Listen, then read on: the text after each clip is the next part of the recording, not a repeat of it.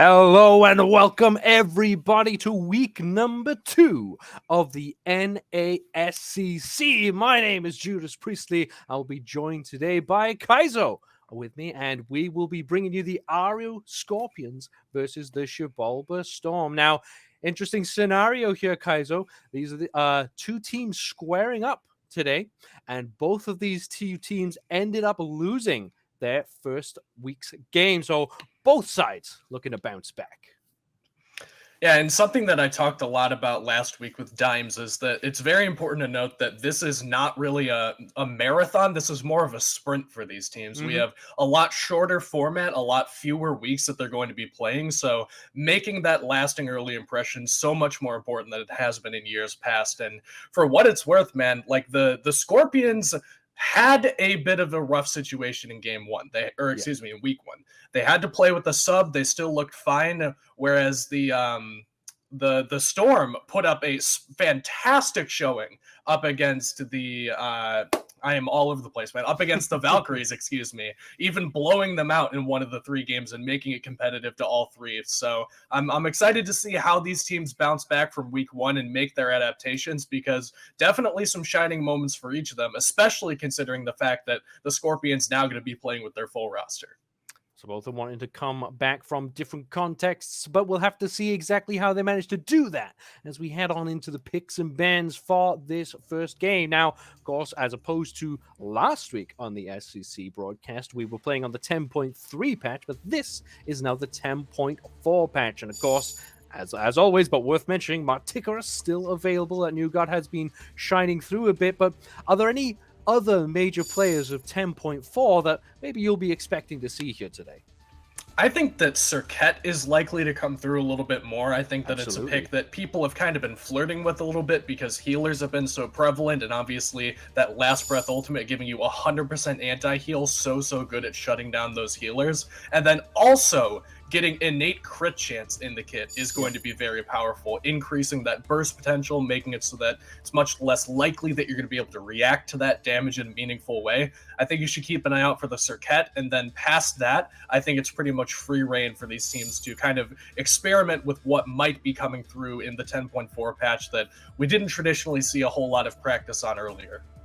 Yeah, of course, coming in as standard for this, another patch on 10.4. There are new things that are good, but still the old things are pretty good too. So not too surprising to see Thor band away as a perfect example. But still, you got the Habwa, so popular. Aokong, still so popular. A lot of magical junglers coming through. But Naja, a god that had been very, very popular, especially at the start of year 10, sort of fallen off for this recent patch. But the Xibalba Storm decide that god's worth top picking. What would you say about that one?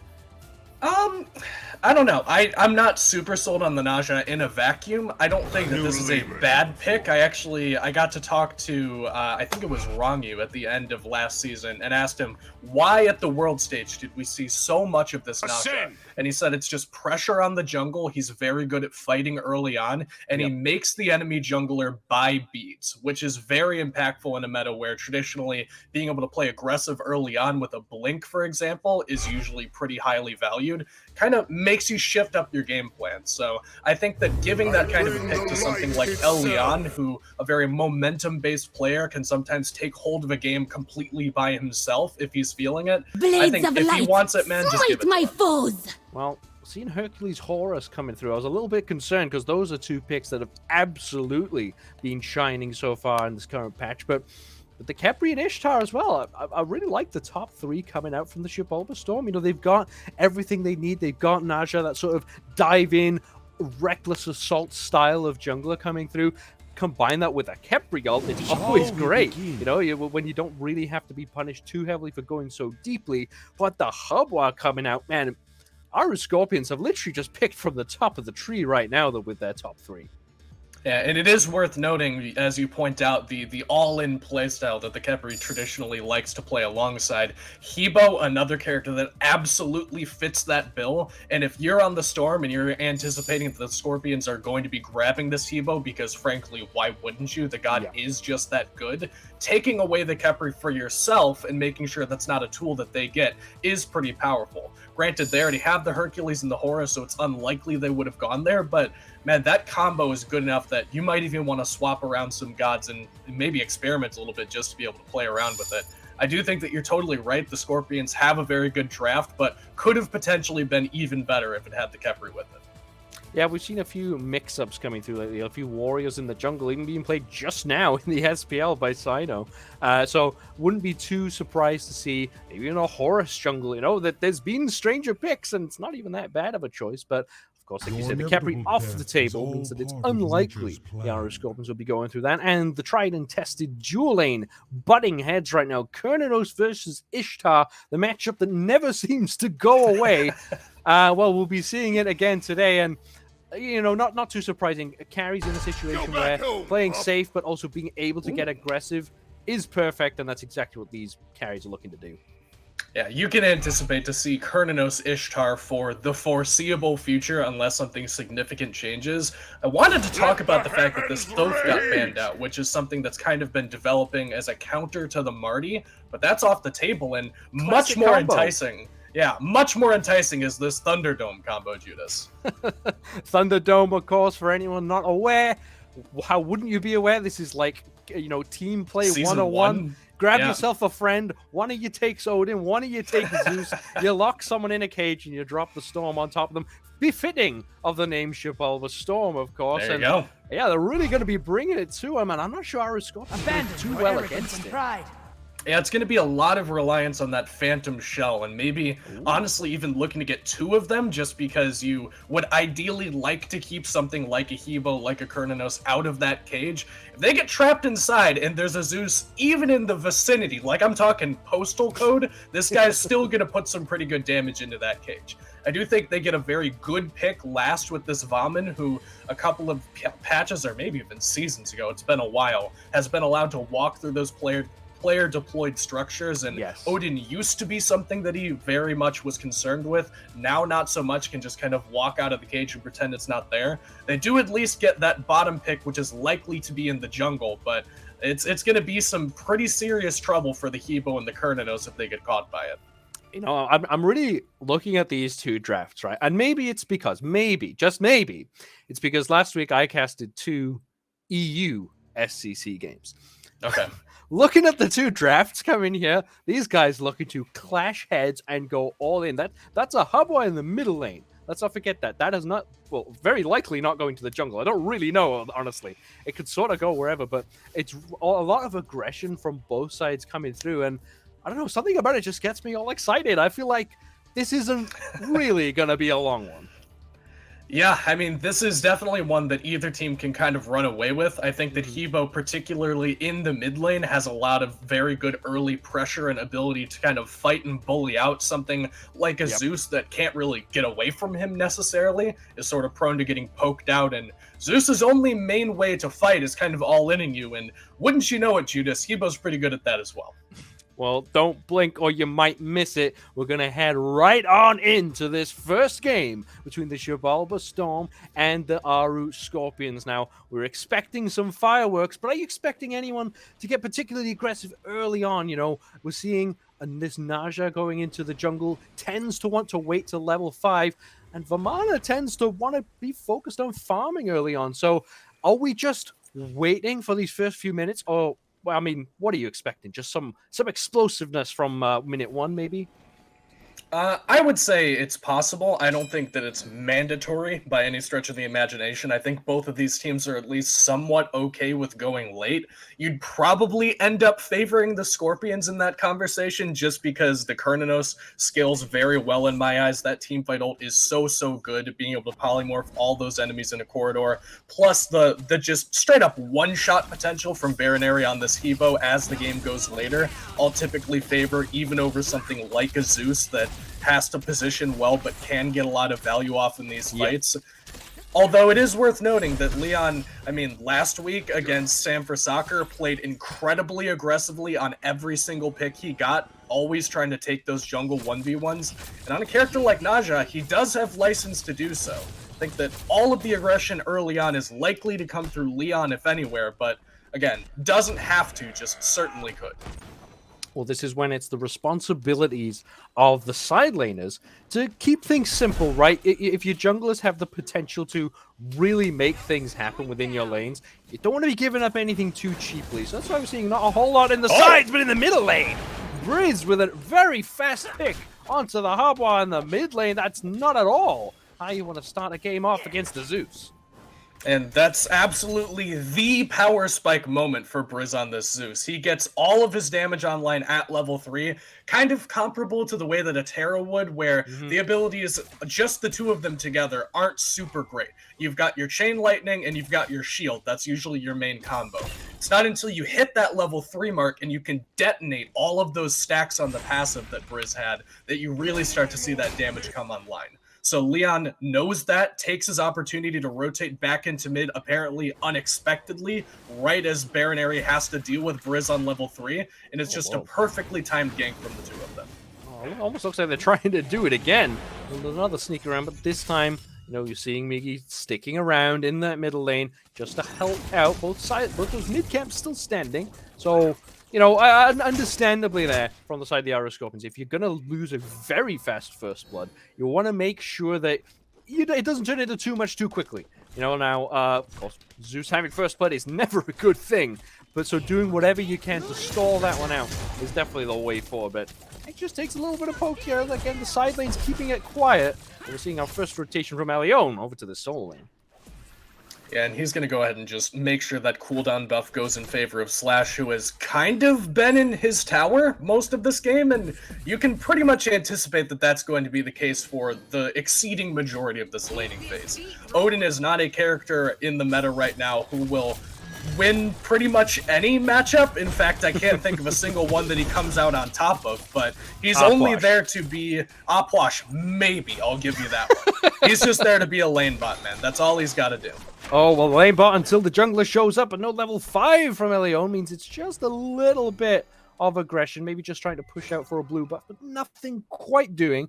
Just that early warning for Heed, there was low-ish on the mana, does now have that excavate available for some CC immunity, but I'm sort of curious as to why Elion would decide to gank there without hitting that level 5. Surely you just want to wait that little bit more for that little bit of extra farm, and I mean, surely that's a kill there.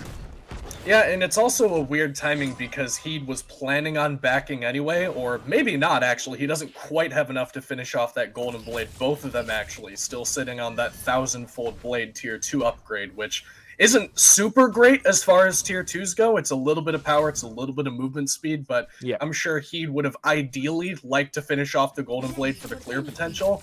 But, I mean, say what you will, it's a pretty decent gank, and we got one in the mid as well. Oh, more scrapping in the mid, some scrapping on the left, but in the middle lane, Baron Aerie falls down, but a big fight comes through. That's the beads burn from Guy J, but a really nice wild hunt in response. Gets the beads out of Bitey, so trading ults, trading beads, trading relics. Boydan still with no level 5, so to speak of. He takes a little bit of extra poke, so scrapping all across the map, but so far in favor of Xibalba Storm.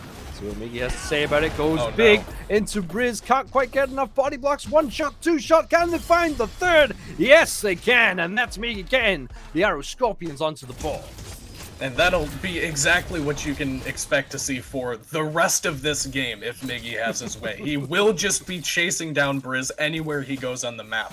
Vaughn is a character that loves to kill mages in particular because they can't really fight back quickly enough to burst him down. The shielding you get, the lifesteal you get in that Colossal Fury ultimate, very good at giving you enough time required to kill these mages.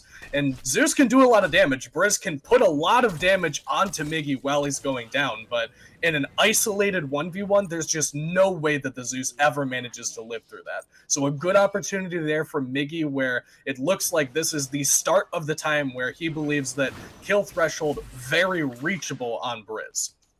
Well, almost thought they were going to go for it again, but of course no Colossal Fury available just yet.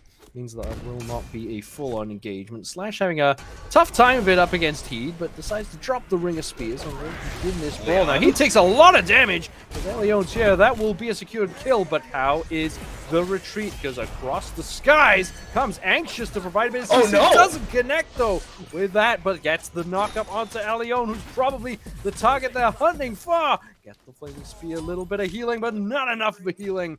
Bopping down the enemy jungler is Miggy. That's the second kill for the Aaru Scorpions. Yeah, good rotation there from Anxious. Meanwhile, left side, purple buff pressure will force Gaijay under the tower. And, you know, that should have been a 1-for-0 in the favor of the Xibalba Storm there. A good cage onto Heed should pretty much always secure that kill, but great mentality and, like, rotation timing from not only Miggy on the Vomit, but also Anxious landing with that Horasult and, you know, missing one of the crowd controls, but getting at least enough to get that kill down is very important for them to at least be able to answer back there, in addition to grabbing that blue buff, which takes away not only a vital tool away from Slash, but also a little bit of the farm that he would ordinarily like to get himself. They really seem to want to get Heed comfortable in this lane, and, you know, the Xibalba Storm are pretty much just applying the pressure everywhere else. Yep, applying pressure around, and that's sort of how you want to play with this sort of composition, right? You know, if you've got a Zeus in the mid lane who is, as you mentioned, a bit of a sitting duck coming up against Miggy on the Vamana, what you need to do is bring the Vamana elsewhere. Make it so they can't constantly all in on Zeus whenever they'd feel like it, because they will. They will absolutely do that if given the opportunity. So as much as Elion does fall, and that's not, you know, fantastic, it's certainly not ideal from what you'd want in that situation, it does bring Miggy over, it does bring a lot of attention. Unfortunately, didn't get the Colossal Fury out, so understandably we're seeing Briz sitting right between those bastions in the mid lane with pretty much zero intention of stepping out. And while we're talking about Briz, I actually do want to draw some attention to the build path that each of these mid laners are going for. This Sacrificial Shroud, or I believe it's Vampiric Shroud at the Tier 1 stage here, is a starter that is fairly new to the mid lane. This ordinarily was one that we were seeing as a solo lane option, going into the Blood-Soaked Shroud, excuse me, but man, we might have to hold that thought. Oh, another Ring of Spears onto Heed, lifted up to the sky. Do they have the damage? That's what's all important. The mitigate wounds will not be enough. Heed will fall again on cooldown. So the game plan for one team is to focus the solo ones for the mid. There's the Gold Fury! Not stolen away by Boydan there, and that will be a trade that the Aaru Scorpions will be happy to take. Yeah, Smite 101, man. You get ganked on right lane, you play on left lane. As soon as they drop the cage onto Heed, Heed is immediately screaming into the microphone that he's getting murdered in cold blood a second time around. And all of the Aaru Scorpions just so happened to be positioned around that Gold Fury. So great timing from them and a good opportunity to actually give themselves a lead despite having to kill a deficit. Oh, another bit of damage coming out onto Anxious. That is fast from Bitey. And there's a... Whoa, hold on! 3-man well, that means that Elion is going to be targeted down. Now, does get the Scarab's Blessing, will gain the movement speed, but the chase is great, not good enough. Elion will blink on away. They get a pick that they were looking for. Xibalba Storm still equalizes this game. It's very, very tight. One team's winning the fights, one team's winning the objectives.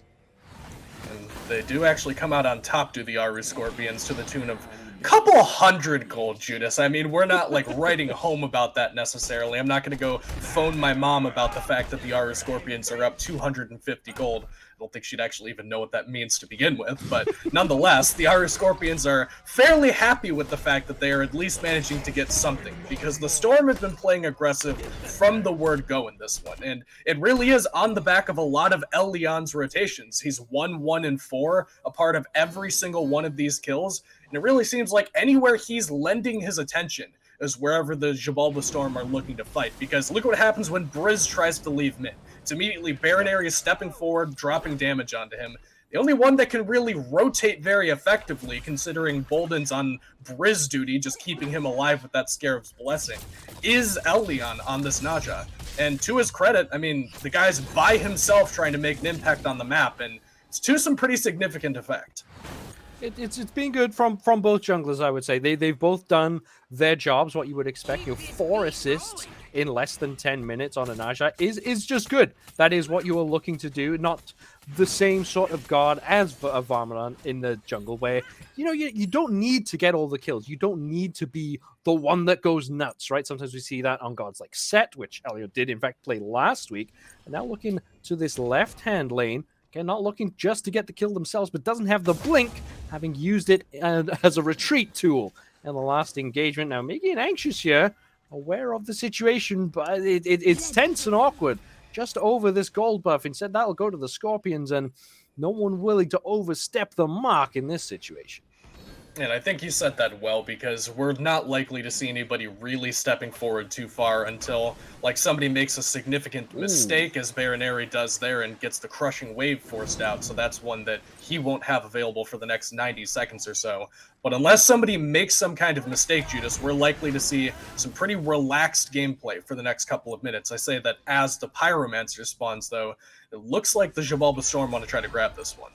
Of course, having very good secure with that detonate from Zeus. The only thing that's really comparable would be the crushing wave from Baroneri. But if you're going in with that to steal an objective, you better be absolutely sure that it's going to be successful. Now, Pyromancer toyed with by both supports. They're going to give it a go, but no one wants to be completely set to take it. Like you said, everyone's sort of positioning now, ready for this next objective, but you have to be careful if you overcommit, because while the Pyromancer is up, the Gold Fury about to spawn as well. And Xibalba Storm have excellent tools to punish somebody for overstepping. Bolden on this Khepri is very good at setting up for kills on tanks, and wouldn't you know it, Briz on this Zeus also has the great damage to follow up. And actually some that might be going on to Baroneri. Oh, there's the wombo combo we were discussing, and Elion will pick up the kill. Now Miggy starts smashing down onto Boyden, who will revive themselves, but just for a moment. Now Miggy spots out the big target in Briz, but realizes they don't quite have the duration that they need to carry on, but goes all the way around the long way, maybe somewhat ill-advised, and Briz takes their revenge, but Elion to the sky at the fire giant pit, but it's only Anxious in, knocked up high, turned into a piggy. Will retreat on away. Looks like they'll escape, but the Aaru Scorpions certainly don't come out on top of that engagement. And they're upset because they rotated the ADC, and it might not be done here, as Hercules still looking for Briz. A good sash will keep him alive for the time being.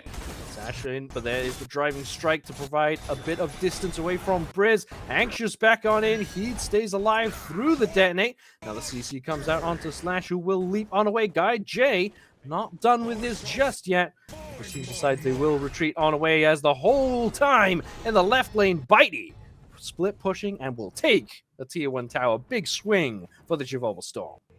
And they don't actually even need to get the fight pretty convincingly in their fashion, just because they didn't rotate Bitey over. Guy J making that rotation means that with the investment that the Aaru Scorpions have there, they would ideally like to win that fight very convincingly, because otherwise it's just Bitey free farming stuff that Guy J is not going to be getting on this Kerninos. He was there, what, 3-way splitting a back camp or something perhaps, and that's pretty much all the value he got from that rotation. Yep. Now Bitey has developed for himself not only a decent gold lead off of getting that tower, but also farming those waves, the shield buff, purple buff, everything on that side of the map will give him about a 2-level lead. Now it looks like objectives are being traded out, Judas, which likely to favor the Xibalba Storm as long as this one goes down in their favor. Yeah, you're always a bit happier to pick up a Gold Fury instead of a Pyromancer. Now, of course, Pyromancer, with the addition of that Runic Bomb, does mean that there's a bit more value to it than has previously been, but this isn't quite free just yet, unless they are a bit slower. But no, Xibalba Storm do take it. They do have the DPS needed, only just, but that will be enough for them to pull on away. Again, extending this gold lead ever so slightly, but there is a Runic Bomb on the side of Miggy. I just wonder if they're going to be able to put it to good use just yet. Not likely to be the case, considering how much fighting that we're doing over stuff that doesn't really matter, Judas. Yeah, not too much fighting. Of course, like you say, don't want to be over stuff that is somewhat unnecessary. If you can get these objectives, as both teams have done in different ways, of course, so far, bit of an advantage for the Xibalba Storm, but they've just been getting the edge in these fights. Now, would you say that's at all down to composition, or is it just something that, because they've gotten, for example, the first blood onto the Zeus, does that mean they've just got this momentum behind them? Or, like you said, is it more composition based? Which way would you lean on this one? It could be a little bit of both, and I do think that composition is potentially the correct place to point it, just because they do have a very all-in composition, which is very difficult to fight around these minor objectives where, game is still pretty even, risks are still very high associated with taking those fights. So I think that once we see the map open up a little bit and we see full team fight 5v5, I think these teams will probably start warming up. Well, the sides are both still finely poised. There's still plenty more action to get to. We're going to be heading to a very short break, and once we are back, we're going to see how these two teams can butt heads and who will come out on top.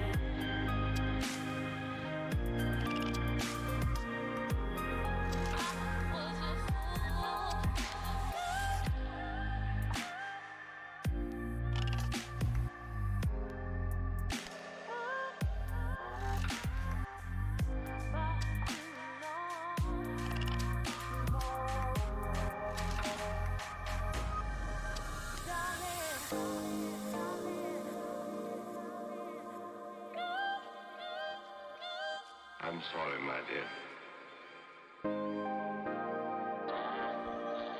You think you've learned your lesson? I guess I made a mistake.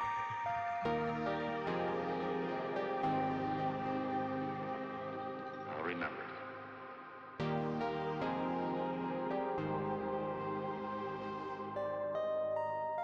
I trusted you for too long.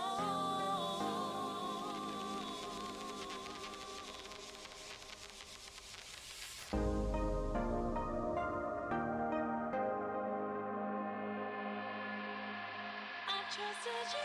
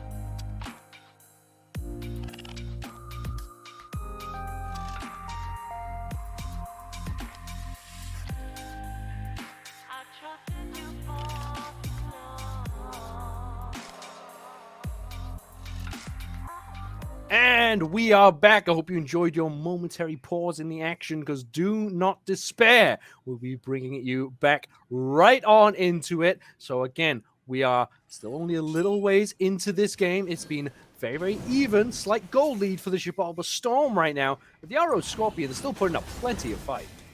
Yeah, and it has been a lot of the Xibalba Storm being the aggressors in this one so far. Leon sort of dictating the pace of this map, and a lot of fighting around mid lane, which is always going to favor Briz in these more scrappy engagements. You really kind of have a draft for the Aaru Scorpions where your mid laner kind of has the Hades effect, where Barrow does decent damage from range and will at least, you'll know he's there because you'll be 80 feet into the air, but you'd really like to see him go all in before you can actually get the full value out of this pick.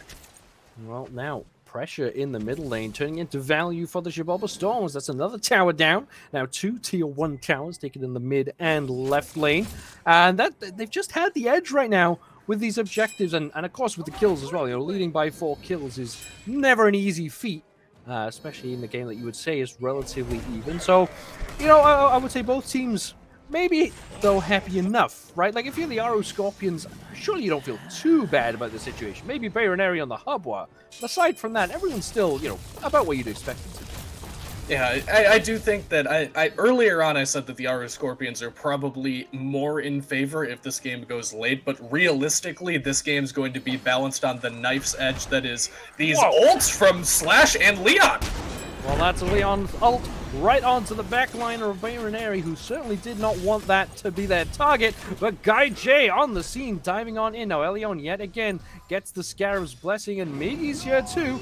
Everyone's showing up. He does not connect with the crushing wave. So they have the whirlpool to finish the kill. No, Elion skating away. But Anxious is not done with that. Will dive forward across the sky. Bayronary, though, recognizes but doesn't get it with the water cannons coming out. Not done for sure. Oh, the Aaru Scorpions, they are collapsing on in. Look at the support coming out from Boyd and diving in behind enemy lines just to save their jungler. He comes in. Bayronary gets the kill they were looking for. It took a while, but the Scorpions finally get their pick. Yeah, they finally land an ability on him, and now Bolden is actually surrounded here, takes a whole bunch of damage, and now it's the cage. The cage comes down onto Guy J. Fighty looped in and wants to get back on out. Guys, just stop fighting. There's not even an objective you can take just yet. Man, they go a bit crazy, but man, that's just real back and forth, real hot-headed play from both sides. And they do, the Xibalba Storm, manage to at least get the relics off of Bayronary. So despite the fact that they don't get the kill there, they do take away both of those very critical cooldowns from him, what makes it very easy, or at least easier, to play around these objectives, which are about to spawn in the next couple of seconds here. Gold Fury only now showing up on the map and a potential point of contest. But I just love watching sequences like that, man. Like, these are some of the best players in the world, and even they can miss a water cannon on a 1 HP target. It just makes me feel so much better as a player to go, oh, well, I mean, if Barrow misses that, then maybe it's okay that I haven't landed a water cannon since 2016. Ooh, well, a well-placed ward on the Pyromancer will alert the Aaru Scorpions to the fact that there's an engagement on the Pyro, but hold on, he now in some trouble yet again in the cages. Oh, whoa! Going all the way for Fire Giant because the Gold Fury has been the focus for the Aaru Scorpions. Now Miggy on the way in, anxious, aware of the situation, takes flight to the sky. It looks like the Xibalba Storm are going to have to give this one up. The brave call does not yet pay off for them, though. And now, Elion's still looking for Bayronary. Good stun. Yeah, he blinks in, gets immediately caught out, at least gets the bubble, but that should be an end to this aggression, at least for the time being. Pluck off the mark there from Bolden, will not be able to grab Anxious. And a great heads-up play from the Scorpions. Like you said, they had the ward, they knew that the Pyromancer was going down, and as a result, they grabbed that Gold Fury, but just the presence of Miggy on this Vaughn, knowing how long it would take to kill him, and what a threat he can be to the backline if he gets into that Fire Giant pit. And then you couple that with the ult from Anxious, that to the skies that was at least on the way, didn't actually get to land to any meaningful effect, but that X factor of, well, how many people are on it? Are they sending somebody else in addition to it? Is Bayronary on that ult? Do we have to worry about him coming somewhere else? No ward coverage, no real information to work with there for the Xibalba Storm. So despite the fact that they go for the aggressive play, they try to make the game changer, doesn't end up coming up in their fashion. You mentioned how much you like sequences like we saw on that left-hand side just now, but I am a massive fan of the sequences like we just saw there, right? There was only one kill in that engagement onto Heat on the Hercules, but the actual mental games going on, right? The Pyro started, we see that on a ward, we're going to Primal. Xibalba Storm recognized, oh, they're probably going to Primal. We can take fire then, or at least attempt it, right? It's information due to lack of information, right? If you're not seeing them on the map, they're probably on Primal. Man, get that right. They're probably on Primal, which means you can infer this information. And the way that both teams did that was absolutely phenomenal.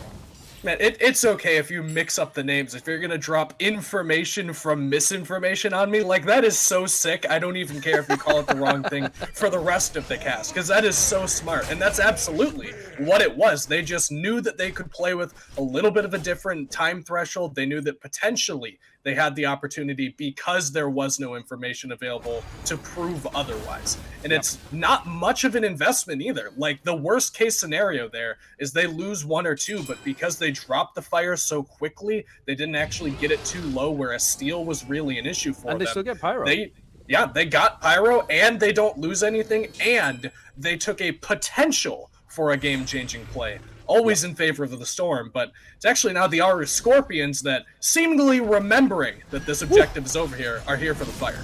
Well, Slash gets targeted out first, is the one in prime position to be picked off. It ends up not really being too possible, because that's an Odin. This is kind of Odin's bread and butter. Still not taking any damage. He, though, must be sick of the sight of the sash of Elion. Coming into their direction, but hold on, lifted in. Now is Elion maybe targeted out. Is very tanky, though. Look at the build that this Naja's gone for. So annoying. Certainly won't be going down easily. Oh, I hate this build, man. I've seen so much of this. Like, the Shield of Regrowth or the Breastplate of Regrowth is pretty normal, but the rest of it is just so annoying. Blink in a cage onto Guy J on the backside, but that's a Phantom Shell coming on out. Blaze of Retribution not really connecting with anyone except Heat, but Heat can sustain through this, especially with the help of Anxious. There's the baseball rolling on through, doesn't quite connect. Heat wants to go for the lift, is kind of off the mark with that one. A bit far away. Both teams file on 5 at this Fire Giant dance that has made its way. It's waltzed on over to this right-hand lane, and everyone now retreats on out. Everyone's had enough, except for Miggy and Elion. We want to keep this one going. Good old, that's going to grab Miggy. He's got damage on the bottom. Damage on the bottom, and a ton of damage at that, especially by virtue of Briz. Now, the Xibalba Storm did not go back to base. They're in prime position to yet again make an attempt at this Fire Giant. Everyone wants to take the Fire Giant as early as possible, it seems. Now, Baronary and Anxious on scene. There's the Fire Giant, about 20% HP. Anxious is there. Baronary gets caught, but has to use the purification because the damage is not quite there. It's not an execute. Rage Baronary goes in, but does not get it. That was the full commit. Crushing wave on in. Guy J goes down as well. All of the damage off the table. Aaru Scorpions unsuccessful. And not for lack of trying, man. Baronary uses the beads and, like, did his damnedest to get in there, but Elion sniffed him out very early on there. You'd ideally like to blink and ult that when the health bar is around 2,000 damage, knowing that the rest of the secure from the Xibalba Storm would be coming in at about that time, and that gives you your best opportunity for that steal attempt. But Elion found Baronary on this Hebo when it was about 3,000 or 4,000 damage, at which point Barrow couldn't just go in. He had to deal with this incredibly annoying, tanky building Naja, and he just didn't have the resources to not only deal with the Naja, but also get into that Fire Giant pit and make that steal attempt. He did his best, and it was actually fairly close, but on account of the fact that it does go the way of the Xibalba Storm, they also get that tier 2 tower in right, and the Phantom, well, actually the Phantom Shell due to come up pretty soon, but to the tune of about 5,000 gold, 7,000 experience, Judas. This is a spectacular upswing for the Xibalba Storm after quite an impressive fight. You call that an upswing. I call that the Mount Everest of graphs there. That's just a huge climb, especially when this game was, as we mentioned, quite finely balanced, as much as the kills were not looking that way, heavily in favor of the Xibalba Storm. across the board, especially on these objectives, it really wasn't that easy. Now, Baroneri gets blinked on Question by mark? Slash. There's no follow-up coming through, but Baroneri does not know that and has to retreat all the way under this. Look at this. Look at what Slash is doing. Slash is scaring all of the Scorpions all the way over to the Slash map. And you just can't step up to this. Oh my god, and Leon almost steps up into a gauntlet of death there with 4 people on that corner. I don't know what Slash really wanted there as Sash comes in onto Anxious, forces the beads, and ult away now from Leon. Like, Slash, I thought maybe was going for beads, but he should know beads are still down for a while on Barrow, and he blinks in and immediately puts him in combat, so no blink of Baroneri's to be gained from that engagement. Doesn't really give them a whole lot, so they at least, you know, stall for time and get the tower and left and now start to rotate their way toward mid, but just a peculiar play. Fortunately for him, though, on this Odin, there is just about nobody that can punish him from doing this.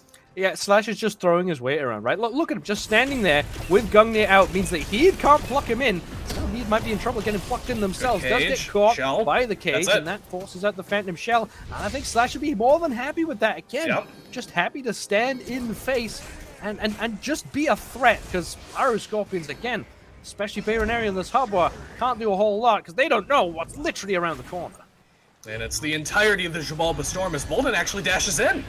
Dashes in and may well regret that choice, but the damage is hard to come by. Miggy, though! Oh my God! Down! Oh, huge crits coming through, but will get killed off by Bitey. That was potential for massiveness there, but Leon swinging away. Bitey gets some more shots. Look at the health of Baroneri. They cannot get in. That is a killing spree coming down as well. He just trying to lure the enemy away, but there is the Sash yet again. Driving Strike will not get heed to safety. Triple kill for Bitey. Aaru Scorpions really bleeding away fast now. And the Miggy got robbed there, man. Like, he had the engage of a lifetime onto the back line, hitting 3 people with a crit and dealing thousands of damage in a blink of an eye. But unfortunately, nobody was there to help him out, and now it's just Baroneri. The lone Hebo does have ult, but he's going to be the only one charged with defending this base. Looks like they're just going to grab the Phoenix and back up. But the fact that the Aaru Scorpions couldn't make something of that engagement, Judas, is a little bit worrying to me. Because I don't think you can really ask for more there from this Vomit. He quite literally got onto every single value target on the entire team and put as much damage in as possible. It goes from bad to worse for Baroneri, just trying to get a little bit of farm, but shows up on the map. Cage in, crushing wave down as well. Luckily, I suppose, still has the purification beads, but his Hubwa pick certainly needs to go for game number 2. Yeah, it just hasn't had the effect, and it's really just been Leon and Bolden just making a havoc of the backline for the Aaru Scorpions. Every single time Leon steps near somebody, they have to respect that Naja ult cooldown, which means that Baroneri can't play this pseudo-jungler that he would like to ideally be on this Hebo, which means that Anxious has to be around in order to prevent that engage from going down, and oftentimes is just outright losing the bubble to the tanky Leon sashing in and knowing that he's not under a whole lot of contest. You traditionally think, Judas, that these kinds of teams that draft the Odin, draft the Zeus, are mostly going to be playing around those cooldowns, but you know, we've seen a couple of those kinds of engagements where Slash goes in, forces the shell, and gets out. But it really has been mostly Leon, and now they're here in this right Phoenix. In the range of the Phoenix, what does the defense look like for the Scorpions? Now, it's a good catch on the Slash. This tanky Odin, he's barely taking a lot of damage, but the Phoenix still lives, actually, with a small amount of HP. Now, that's Miggy with the Colossal Fury on the backside. Does deal decent damage to Slash. All the way around the backside is the Hubwa. Now, the Titan has to be cleared of its minions. This Titan will be sneezed on and will fall down, and that will mean that Aaru Scorpions will back on out. Defense is okay from the Scorpions. It's not too much too fast, but it's still not looking good. Yeah, and you're just never defending that Phoenix effectively against the Xibalba Storm with 2 runic bombs available there and the Fire Giant. That true damage just basically put the Phoenix on 1 HP on its last leg all by itself, and the fact that they managed to keep it from going down while Slash was still standing in there is just a testament to the threat that Miggy's capable of posing by himself in the backline, not only forcing out everybody from Xibalba Storm away from that bird, but also making it so that Slash required to use the cage just to separate that engagement and make sure that nobody else can come help out. That's just so impressive to me that the Xibalba Storm even had to struggle to get that one, much less couldn't do it at all. Just Miggy there loses the purification beads to just Slash. It was literally just Slash yet again. This Odin has been crazy. He has been crazy, and it's really just doing normal Odin things. Like, Slash isn't reinventing the wheel here. He's just walking around knock-up immune because he's got Gungnir on his shoulder, and then threatening to cage people. That's not, like, revolutionary by any stretch of the imagination, but against this Aaru Scorpions draft where the only person that can effectively get out of that Odin cage is Miggy on this Vomit, it's just so threatening to just potentially be caught in that cage. Well, we'll have to see how the threat looks now. Left side Phoenix under siege, still plenty of time, or at least a bit of time on this Fire Giant, and they do go in first with Slash. There's the wombo combo coming through. Guy J nowhere to go. Anxious deleted. Not even a factor in this fight. Baron gets the target they want, but gets Aegis out. There's Miggy smashing, but it does not matter. Getting revived is Briz. Elion doesn't find the sash, but it does not even matter. There's Slash jumping on in.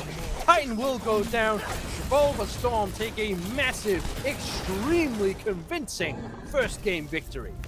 And it didn't look too tough for them at any stage. Like, we had some pretty even gameplay early on, but that really felt like they just hadn't put on the gas yet. It's like the opportunity just wasn't there yet. It wasn't that they couldn't seize it. Slash on this Odin, just walking around a constant threat. And Leon, I said on the desk, whatever this guy is feeling, whatever he thinks is his best pick at any time, I don't care how it feels in the meta. I don't care what other people are picking. Just give the guy the damn pick, because he looks so good when he's playing confidently and playing aggressively, and he was the driving factor of that entire game. Briz is going to be the one that shows up on the damage charts because, I mean, he picked Zeus and there was an Odin, so of course he was, but it really was, for my money, Leon and Slash just driving this one home. Yeah, really drove it forward, and that all came from the laning phase, right? There was a lot of attention paid to Heed on this Hercules, and at first, you know, it just looked like it's to get Slash through what would be a difficult phase of the game for Odin, right? We said at the start, under a lot of pressure, understandably, but once that small phase was done, again, by virtue of Elion coming through on this Naja, it just sort of slowed everything down. All of a sudden, Slash is causing so many problems that Miggy can't get a good angle. Now, still managed to find 3 kills throughout that game, and had, as you mentioned, one of the best Vamana engages I think I've ever seen. Did a chunk of damage so quickly. Like, I'm getting ready to scream pentakill is what that was what was lighting up in my eyes, and I'm sure Miggy felt the same. But the Vamana, well, it was probably the strongest point of the Aaru Scorpions draft. It really just wasn't able to get going. Yeah, Guy J got that good polymorph on the left-hand side around the purple buff, but otherwise he was pretty quiet there. Anxious had a couple of good ults, but it was mostly deterrents as opposed to aggressors. They really used that to prevent the Xibalba Storm from getting more, as opposed to creating opportunities for themselves. And the linchpin of this draft for the Aaru Scorpions, the thing that I think absolutely needs to go, is this Kibo. If you're going to give El Leon this Naja in the jungle, if you're going to be playing around that mid 3v3 for the Xibalba Storm, you just can't pick something like a Hebo and Anubis. I also think a Zeus would have also been bad for them if they could have hypothetically picked it themselves. Just something that can get a little bit more range and is a little bit safer in the mid lane is going to have to be the adaptation for the Aaru Scorpions here, because Barrow, he did his best, and there were a couple of good moments where it looked like it might have worked out for them, but he just didn't have the range, didn't have the opportunity to actually take any of those fights the way that he would have liked to. Well, we'll have to see if the Aaru Scorpions can make those needed adjustments, or the risk going down 0 for 2 in this first 2 weeks of this first phase of the NASCC. But do not go anywhere. We're taking a short break, and we'll have to see if they can turn it around, or if this will be a Xibalba Storm 2-0.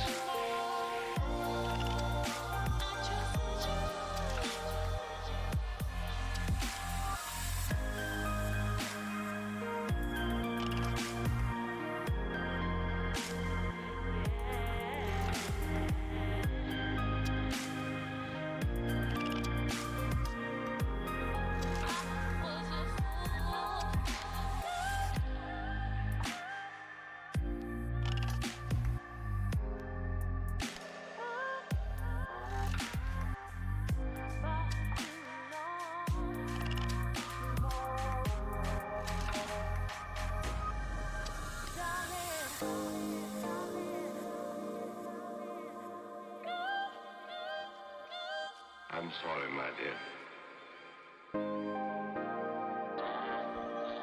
You think you've learned your lesson? I guess I made a mistake.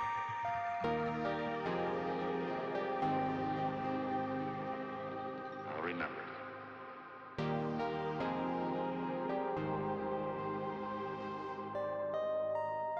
I trusted you for too long.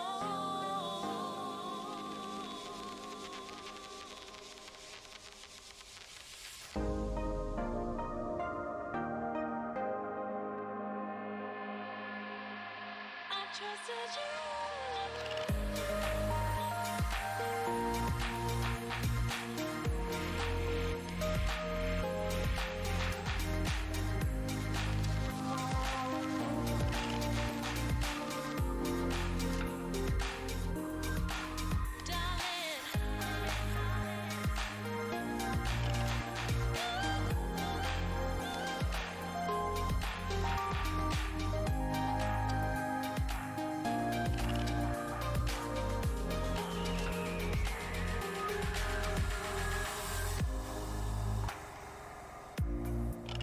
I guess I made a mistake. I'll remember.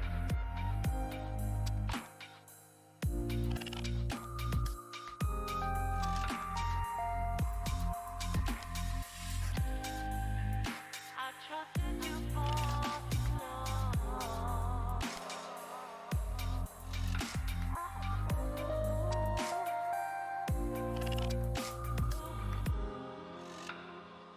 I'm sorry, my dear.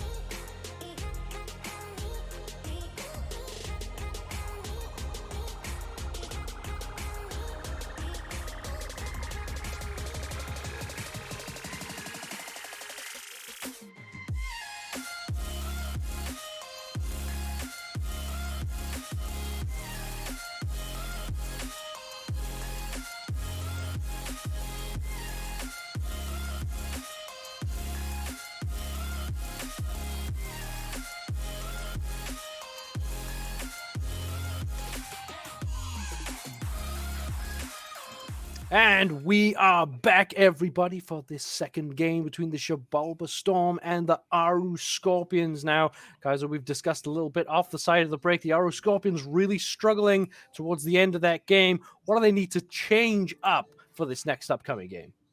Well, it's kind of what I alluded to on the back end of that broadcast of game number one. It's got to be a different look for the mid laner for Barrow. Yes. If they're going to be letting Leon play something that's this aggressive, this mobile, this annoying to deal with, specifically as a character who wants to hold on to a beads cooldown, you can't have somebody like a Hebo that is so prone to getting bullied. He's a very all-in character. You can't really get picked. You don't move around the map very effectively. There's just a whole lot more variables that Barrow has to worry about on something immobile like the Hebo than if he was a Thoth or something, which banned out in game number one. But what I'm getting at is conventional mage long-range damage. That's the adaptation I want to see made. And there's plenty of options available, right? I understand them picking up the hardware, but we'll have to see exactly how they decide to adjust to that as we get on in to this second game of picks and bans. And like you were saying, the more traditional mages, right? Like I think Tiamat was open there. You're thinking gods like Discordia. We've even seen a little bit of Hera coming on through, and pretty much any of them would have done a bit better. But was the value of taking away the hardware from the Xibalba Storm just a bit too much to resist?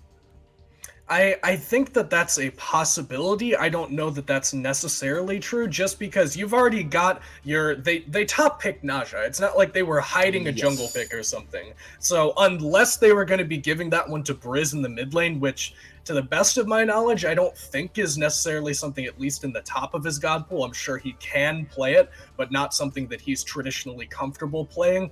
I think that I'd much rather see them go for some kind of change. And, you know, obviously, before you see that game, before you know what takes place in it, it's hard to say the nausea is going to be this big of an issue for the Hevo as it's taken out in the ban phase here. I think that that's something that really does have to just be an adaptation. It's just you throw it at the wall, it doesn't stick, and you just leave it behind.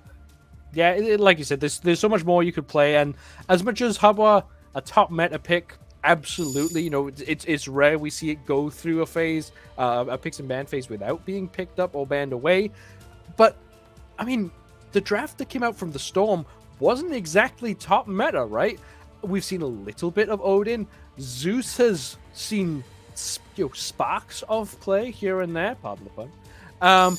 But when we've don't look like that. When we've seen that god come through, it's on specific compositions, right? And you know, the Storm played it so well. Maybe the Aaru Scorpions didn't just bring something of their own to the table, because trying to play what everyone else was playing just didn't seem to work for them. And I do think that that is partially due to the fact that Brizz's positioning is just phenomenal up until this point. He got caught out very, very early on in game 1, and I think I even mentioned that that could be shades of things to come playing against the Vomitous Zeus. But after that point, just so incredibly disciplined, not leaving the map, or excuse me, not leaving the tower unless he had good vision on the map and a buddy to take with him into the jungle, making sure that he's not going to get caught out for it. He's so incredibly frustrating to play against as a jungler, I would guess, just because the guy plays so safe. And on something like the Zeus that gets a lot of value from not being dove, if you can actually get your kid off effectively, then that's just such a good look for you. I'd like to see them either pick something that can get better penetration to Briz in the mid lane, or ideally can just prevent him from stepping forward with a little bit more relevant crowd control. Well, we see the Martigarus locked on in here, very likely to be heading to the middle lane, where we tend to be seeing it. However, the Xibalba Storm pick up the Horus Hercules, taking a page out of the Aaru Scorpions' book here, sort of taking that one and changing it up. Now, Horus Hercules, again, one of the top 2 pairings of gods in the game, but Martigarus is really that high a value target that you want to top pick it over those 2 gods. That's the $1 million question in these first couple of weeks, Judas, because teams are not super sure, actually. Like, there are teams that will not grab this first overall. I mean, we saw Naja first pick. Teams have very different ideas of what are the top valued pick in the meta right now. And I do think that there are some pretty good answers to the Marty. I think that he's very safe, but is very prone to getting dove by hard crowd control. Yes. And I also think that he can get outranged, which is something that he doesn't deal with very effectively, just because he has no innate movement in his kit outside of, you know, a little bit of movement speed from the 3 from the grass, or the self-banishing and going up into the air. So outranging him and crowd controlling him from a distance is really, really effective. And wouldn't you know it, Agni does both of those things incredibly well.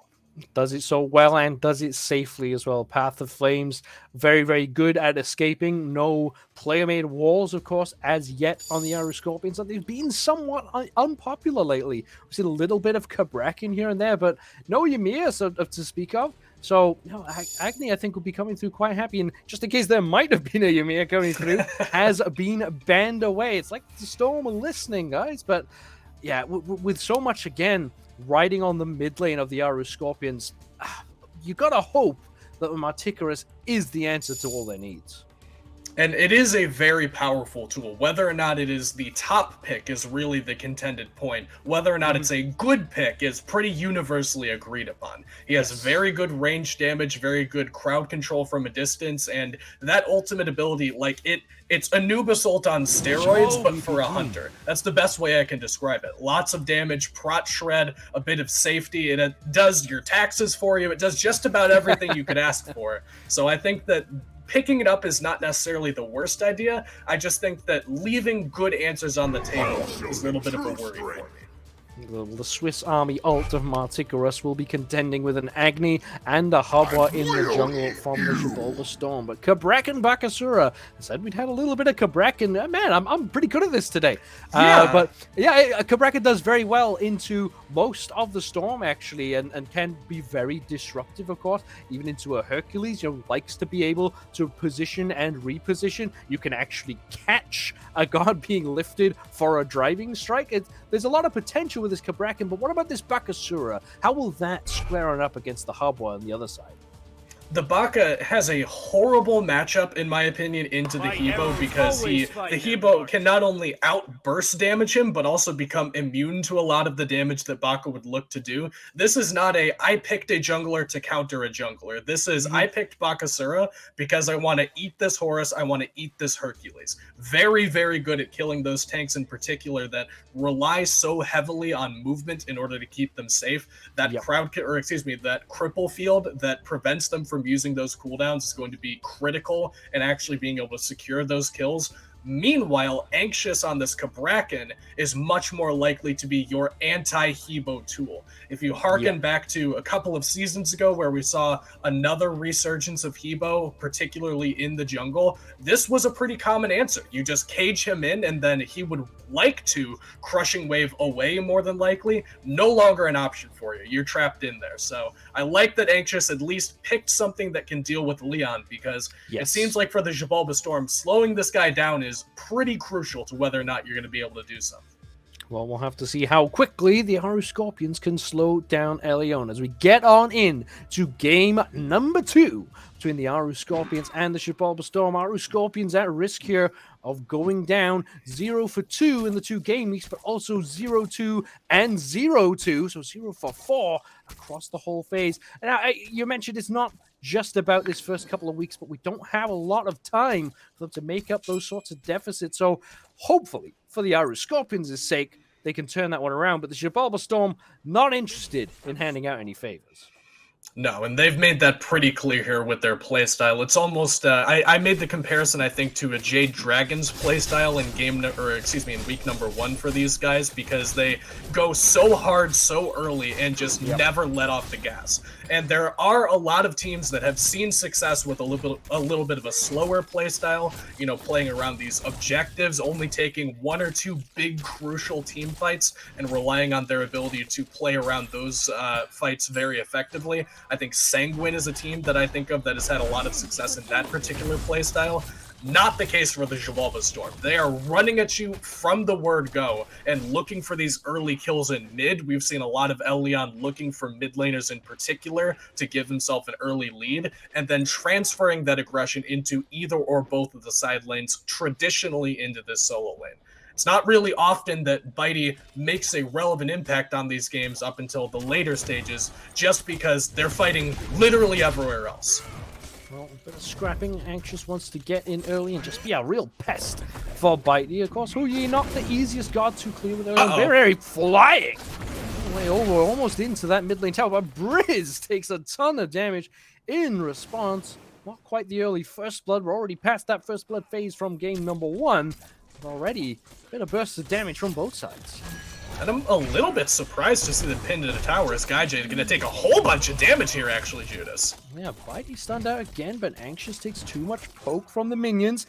Balanced play, but both getting in the face. He gets knocked up yet again, despite being invisible in that grass, opting to position that grass wide on over the lane. And here's a tough question for you here, Kaiser. So I'm gonna let you think about this one for a while. So what do you think about the placements of Marticorus' grass? Like, where are you looking to prioritize? If you take a quick peek over this little bit of action on the dual lane over this goal, is the stun on the boy down, but no one wants to be too heavy into it. Now you've had your moment of thinking time, Kaizo. Where's the optimum use of this grass going to come from? It's going to be around these jungle corridors and these objectives, ideally. And then that's mostly like if you're planning to set a whole bunch of dudes in one patch of grass and then ambush somebody unexpectedly.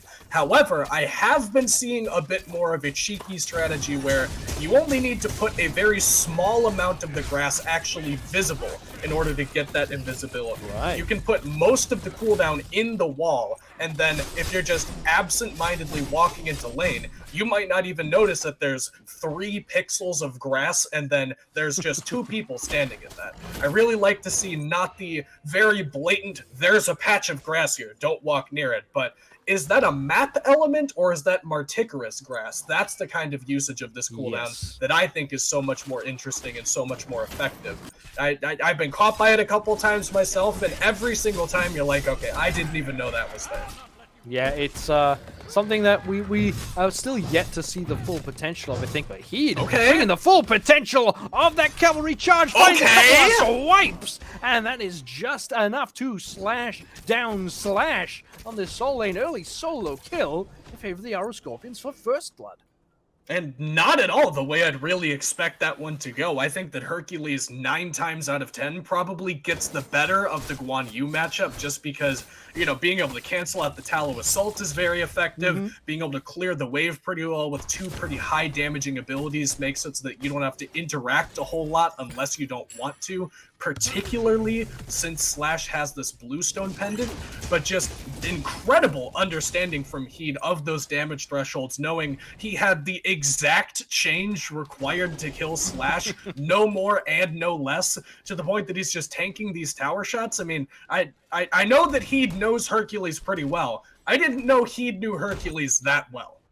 And Hercules probably the riskiest god to pull that into, right? That could have been a driving strike for Heed even further into tower, and then just certain death. That's the Blades of Retribution expended. That was an interesting one. I just come up with a new word there, guys. Can we get the definition for that in the chat, please? But expended over on the left-hand side there. Understandably, though, but hold on. More aggression onto Slash as the Regurgitate used, but with the presence of Leon, that's enough to chase away these Scorpions all the way under the tier 1 tower, and I'm going to just sail on right past what I just said.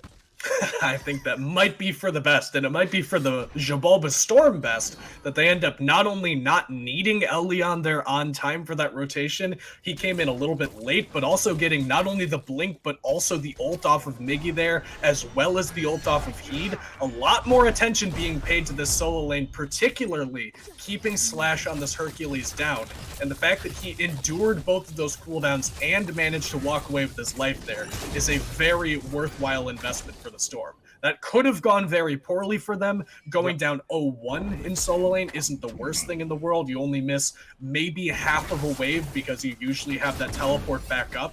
But Slash would have had to walk the long way in order to get back and probably miss a good amount of farm. So the fact that he lives there is actually an even bigger thing than it might seem on the surface.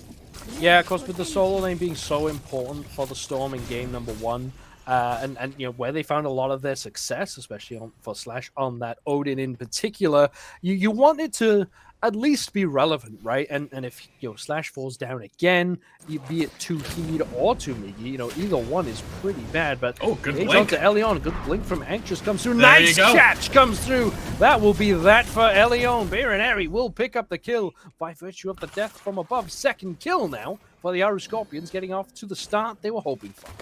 And you can tell that Barrow is just done with Leon so far this set, because he probably did not need to ever use his ult there, considering ult already down for Elion. He's sitting in a Bakasura ult. He's sitting in a Kabrakan ult. There's no one even on the way. Bolton was in the air, but unlikely to get that.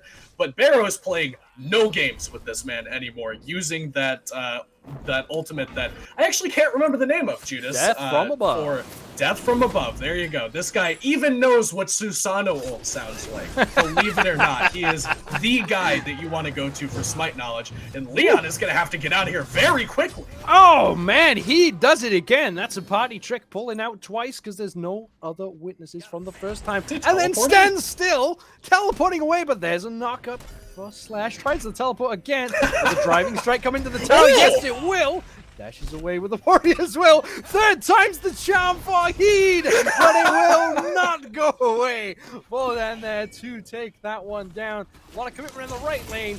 Smite 101 kicks in, and the Aaru Scorpions pull the goal. Bitey is here, has ult available, could look to steal. Good look to steal, but does not steal. Gets rooted out and anxious with the loop around. Elion is nearby to make sure.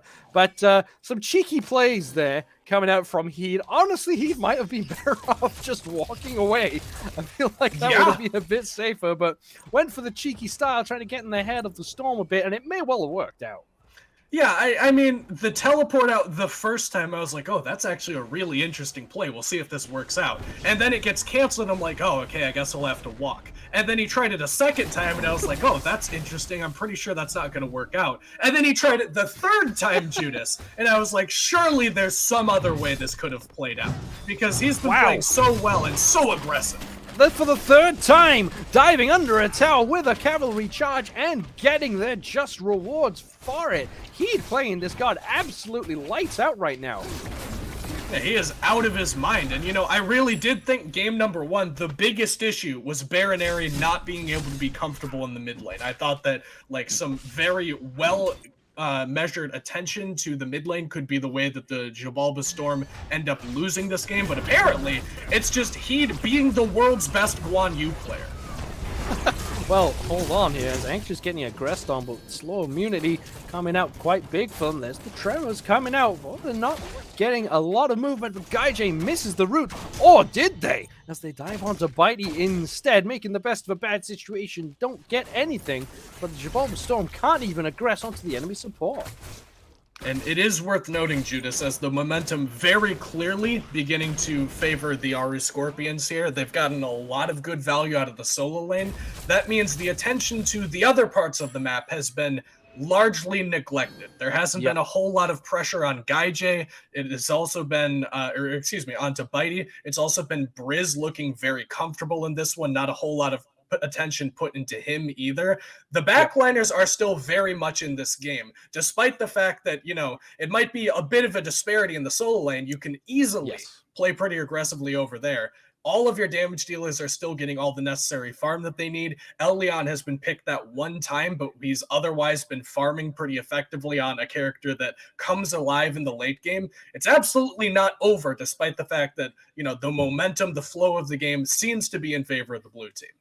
Yeah, you get the feeling that the Xibalba Storm are just sort of weathering the storm a little bit here. They're going to hold on and, like you said, come online late game, especially through Elion. And, you know, when you have a carry in the carry role, all right, it's Hu Yi, maybe not the best of late game carries, but when the rest of the team is ready to play, Hu Yi will be more than up for it. So certainly finally poised yet again. It's not a gigantic lead for the Scorpions, you know, with less than 2k gold, actually, I believe. So while a lot of this advantage is in the solo lane, like you mentioned, it is certainly far from over for the backline for the Storm.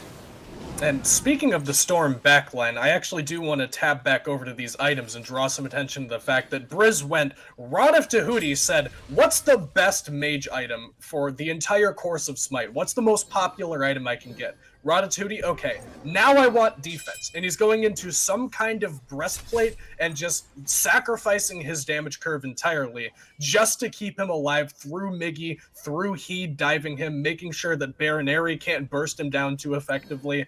Playing so much safer, and this absolutely is the playstyle that I'm accustomed to seeing from this guy. He likes these unsafe characters and playing them very safe, and Elion is absolutely not safe, but oh my god, Judas!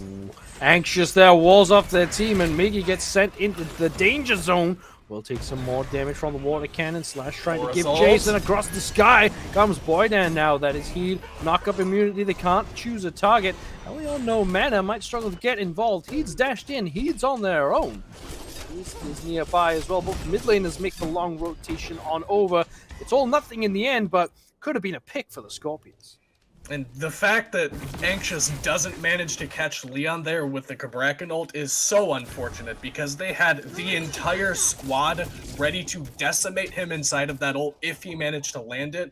But because he doesn't actually get Leon inside, that cages off the Bakasura ult so that Miggy can't get that reasonable follow-up damage. It prevents Heed from diving that tower any further. Just possibly the worst case scenario for them. Fortunately, Judas, they don't end up losing anything as a result of it, but they certainly don't get any of the value they were looking for. Well, that tier 1 tower of the Xibalba Storm in the Soul Lane has been a happy hunting ground for the Aaru Scorpions so far. They've found several kills in that area of the map, and they've been diving deep for it, but Elion on this hub are struggling to punish it.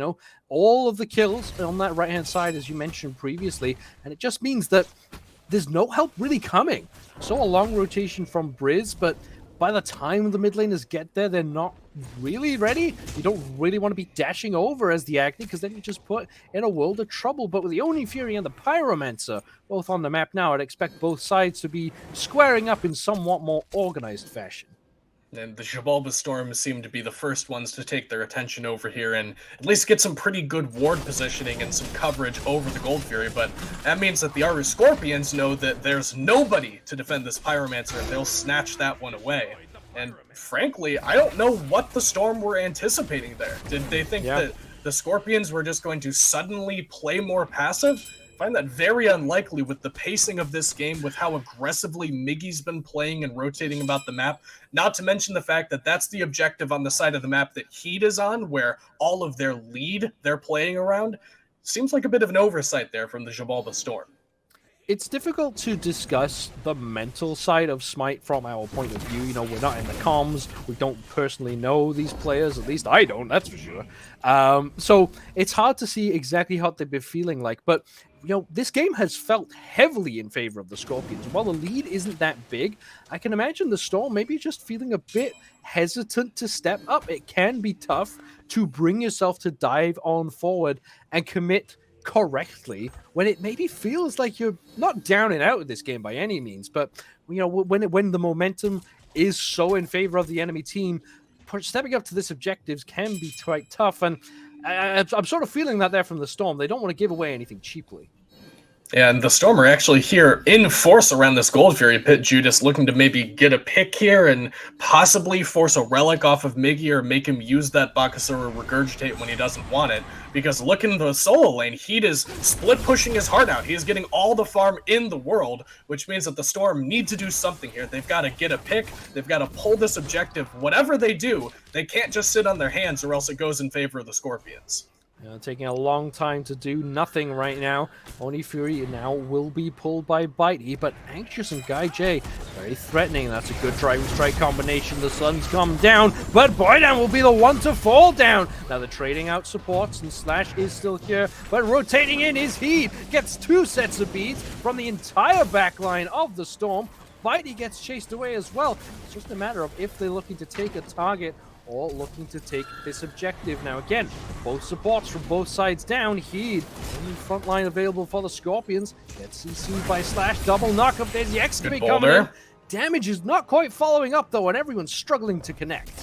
Yeah, Miggy didn't get a whole lot of value, if any, out of the Baka ult, which makes that pretty tough for them. And it's actually the Storm now looking to re-aggress here. They've got Bolden coming back in. To the Skies is available, could potentially look to make something happen here with their support and their healer back online, but instead looks like they're going to back up. But Mighty could be in some pretty serious danger here.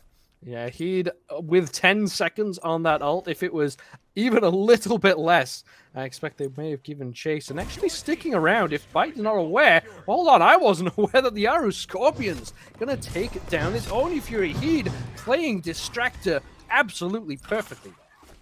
Yeah, and that's one of the many talents of this Guan Yu. And honestly, like, obviously, metas are different. What you want your solo laners to do will shift depending on what's prevalent in the meta at any given time. But the fact that it took this long for Guan Yu to be this prevalent is always shocking to me, because he's got such good shred on these frontliners, and he's got the healing, and he's got one of the best teamfight ults in the game, which also makes him next to impossible to actually kill. You think about things like a Sun Wukong that is always difficult to actually bring down.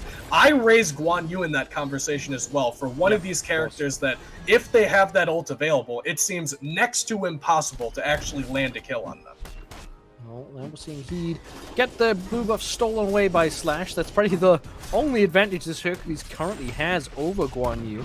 Because the sustain, the damage, the pressure, all in favor, of course. Now, the tier 1 towers of mid and left have gone down in favor of the Aaru Scorpions. It's actually still this tier 1 tower on the right lane that Heed has been very rarely afraid of still standing, but Pyromancer now being started up by the Scorpions. I wonder if the Storm are going to respond. It looked like they want to. Slash is dealing with heat on the right side of the map and Not at least well. attracting the rest of the attention. No, it's not working out, but he's got help coming. Help is here from both sides. Anxious gets a stun on the Boyden. There's Baronary nearby as well. 7-level lead over Boyden does Baronary have. That feels gigantic. Not sure what the horse has been doing to fall so far behind, but the Pyromancer melted away so quickly as the Xibalba Storm cannot step past this line in the sand that Heed is drawing across the map. He is absolutely the one on the map to watch, even despite the fact that, Baronary, as you mentioned, 7 levels up. He's been free farming the map, the largest player on the entirety of this Smite map right now. And Gaijay not far behind him either, going into this crypt build once again that is very popular. But all the action is always over here. All action still over here. There's coming in swinging is Miggy, but doesn't connect enough with Slash, and it will not be any kills just yet. Now, Fire will keep them away because Double Hunter on the Fire Giant. Look at the members of the Storm on the left-hand side of the map. It is just Boyden here. Slash making their way over. Secure look like, is there any attempt at a steal? It does not come through. The Aaru Scorpions will take this Fire Giant down. Their first of the set. Teleporting over to the left lane is Heed. Absolutely nothing on the table for the Xibalba Storm to take. And the Storm are kind of feeling the momentum of this set right now, shifting away from them, because the Scorpions only have 5 kills, but Heed has been a menace the entirety of this game, and Miggy always alongside him to make sure that whatever shenaniganery he is getting up to is always well supported out of the jungle. And frankly, the fact that they didn't even step up to even try a steal there, despite having larger instances of damage, you're looking at Crushing Wave as a larger instance of damage than anything the Scorpions have. Same thing likely for this Agni Rain Fire, though that one might be a little bit closer just because he's got a defense item somewhere in that build. Them not stepping up there says that they were not comfortable with the landscape of this game, taking any of these engagements. Looks like they're going to put their line in the sand over here at this tier 2 tower, but it's not going to be an easy fight considering that the Scorpions have made it very clear they do not mind diving these towers, Judas. It'll be a bit of a different look for the dual lane instead of the solo lane, but they're certainly well accustomed to getting underneath these structures. The line in the sand shall be where Heat sets it, or will it be Anxious as they step and get a nice wall onto Briz, who can't get out, does get stunned through, but there is the support down for the Aaru Scorpions on the front line. Very low there, because Heat has to retreat. Gaijay gets out as well, so Xibalba Storm finally draw their line, but here comes the Horus ult. Where will it decide to land? Right on top of Heat's head, and here comes the squad, but what a stun coming out from Gaijay that shuts down all of that aggression. Can they catch anyone out? Looks like Baronary caught, but doesn't get caught by the driving strike. Miggy finds their angle all the way around the backside. No way they go in here. Yeah, Heat and the rest of the Scorpions actually potentially considering a counter engage here. He's around the back end and mostly by himself, but that doesn't seem to bother him. Heed was by themselves, but now the backup has arrived. Baronary to fire some damage out over the top. Miggy goes in. Miggy tries to find some damage. Bitey's the target, and Heed will pick them up. Now Heed's still very low, but sustaining through. There's the cavalry charge again. Another triple stun comes through. Gaijay to sweep up all the damage after the fact. Double driving strike will take down Miggy, but Slash will pay as a triple kill for Gaijay on the Ishtar, who's knocked down once some more, but the team want the objective. Yeah, tier 2 tower will go down off the back end of that engagement, and a dash in from Gaijay will stop the back. This Phoenix should go down for free, Judas, off the back end of an incredible counter engage from the Aaru Scorpions. You said the Storm may or may not want to go back in on that fight after finally mounting a successful defense and effectively standing up to the Scorpions for the first time we've seen from them this entire game, voluntarily taking a fight and winning it under the tier 2 tower, but they just chased a little bit too far. Bolden wanted a little bit too much with that Horus ult. Dropping into a 5-man ultimate from Gaijay is never a good sign. And every time, man, these extended engagements will always favor these teams that have that healer. No longer is there out of combat healing debuff. You get full value from that now. So he, despite being very low at different stages in that fight, managed to sustain up, and by the time for the ult to come back up, And every single time this man on your screen jumps on that horse, it has been a game-changing play for the Aaru Scorpions. It is truly impressive to me, the adaptation that they've made Game 1 to Game 2, and the way that they have completely turned the game plan on its head and just put themselves on the back of Heat and Miggy here to pretty significant effect. Well, they've got the benefit once of this double hunter composition, meant they were able to burn down that fire giant super quickly. Now they are in a similar position now. The fire giant's on the map, and the Xibalba Storm don't seem too interested. Now, the Aaru Scorpion's obviously not aware exactly of where the storm will be. There's so many of them in left lane. Do you feel like they should be at least showing a presence? But I mean, the Scorpion's certainly unaware. Yeah, they want nothing to do with what's going on around this fire giant pit. And Judas, again, I just feel like the fight that you're going to get after this fire giant goes down is going to be so much more difficult than the fight that you would take around this fire giant pit. Yeah. Neither one of them are going to be pretty. You're down 8k, call it 10k after the objective actually goes down. But you're not going to get a good fight for the rest of this game. It's always going to be at a disadvantage. You might as well take your best fight, which I would argue is around these fire giants, trying to either blow up one of these backliners or at least try to go for a steal on the objective. But the Scorpions instead, or excuse me, the Storm instead just get a little bit more farm on left lane, get that tier 2 tower, and now we'll have to contend once more with the Aaru Scorpions with this fire giant buff and the Phoenix down in left. The writing's sort of on the walls here for me, Judas, because they're not really picking what I would consider to be their best fights. And, you know, granted, they could be playing for some kind of power spike, maybe Obshard for Briz, pretty important, Executioner for Bitey to be able to deal with these frontliners, in particular, Heat on this Guan Yu. But I don't know, man, it is not going to be easy from this point forward. Well, the writing may be on the walls, but the Xibalba Storm surely still have a part of their story they would like to tell. Now, this right lane will be the pressure point for the Scorpions to go for, and the Storm seem to be banking on their Phoenix defense. There's a good knock-up to start the fight. Anxious, though, uses the ultimate early and doesn't actually connect very meaningfully. So, not a great start from the Scorpions, but you have the sustain coming through from both the Fire Giant and the healing coming out from Heed. Holding it tightly, holding it steadily. Are they just waiting for this left-hand lane to push up? Yeah, I mean, ideally you'd like the left lane to push up to give you your best shot. I don't hate the fact that they tried to shove it in just because Bitey and Bolden weren't quite in position yet, and they knew that. They had seen them split pushing that middle tier 1 tower and getting a bit of additional farm, and knew that they could potentially look to force their way in, but just didn't work out for it.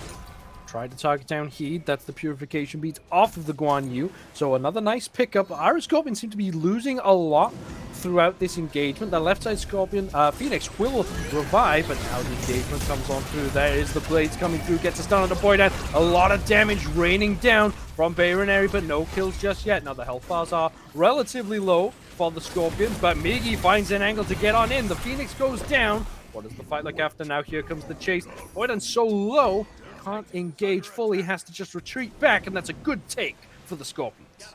Yeah, perfectly drawn up too, because we were briefly talking about how when those waves crash and left, that's your best fight. That's because that Phoenix is likely or guaranteed more than often than not to just die to one fire creep wave as it's respawning. So forcing Leon to walk over to the left lane and try to defend that gives you your best fight, 4v5 or potentially 3v5 if somebody isn't healthy or is a little bit out of position for the Xibalba Storm. Bird goes down and left to the fire minions anyway, because despite the fact that Leon was on duty to try to defend that one, he just had to be present for that fight in case the Aaru Scorpions play a little bit more aggressively and look for a fight that could potentially end the game. You absolutely need to have your Hebo in that fight if you want any shot of being able to win it. So they lose not only the left Phoenix to the macro play, but also lose the fight convincingly enough that the Scorpions can just step in and take that burden right. They're playing this incredibly safely, despite the fact that they're now 9,000 gold in the lead, both birds down. It's very effective, but it's not a whole lot of risk being taken from the Aaru Scorpions. And now you're pretty much in do or die territory for the Xibalba Storm. You know, we've seen a couple of different times now that they've split pushed the map and tried to get farm instead of defending this fire giant. I think it's very unlikely that they let this one go uncontested, just because it is so much harder to defend against 2 birds down than 1 bird down. You'd really like this to be your do or die play before the game really slips away from you entirely. The Aaru Scorpions setting themselves up for that 100% completion run. They've done all but take down this middle Phoenix and take down the Titan. Now, understandably, Scorpions taking it slow and steady because this would be their first victory of this phase. You know, the first game that they actually managed to win. So I would similarly take it slow, make sure you've got everything set, because now the goal is easy. Get that Phoenix and then get the Titan.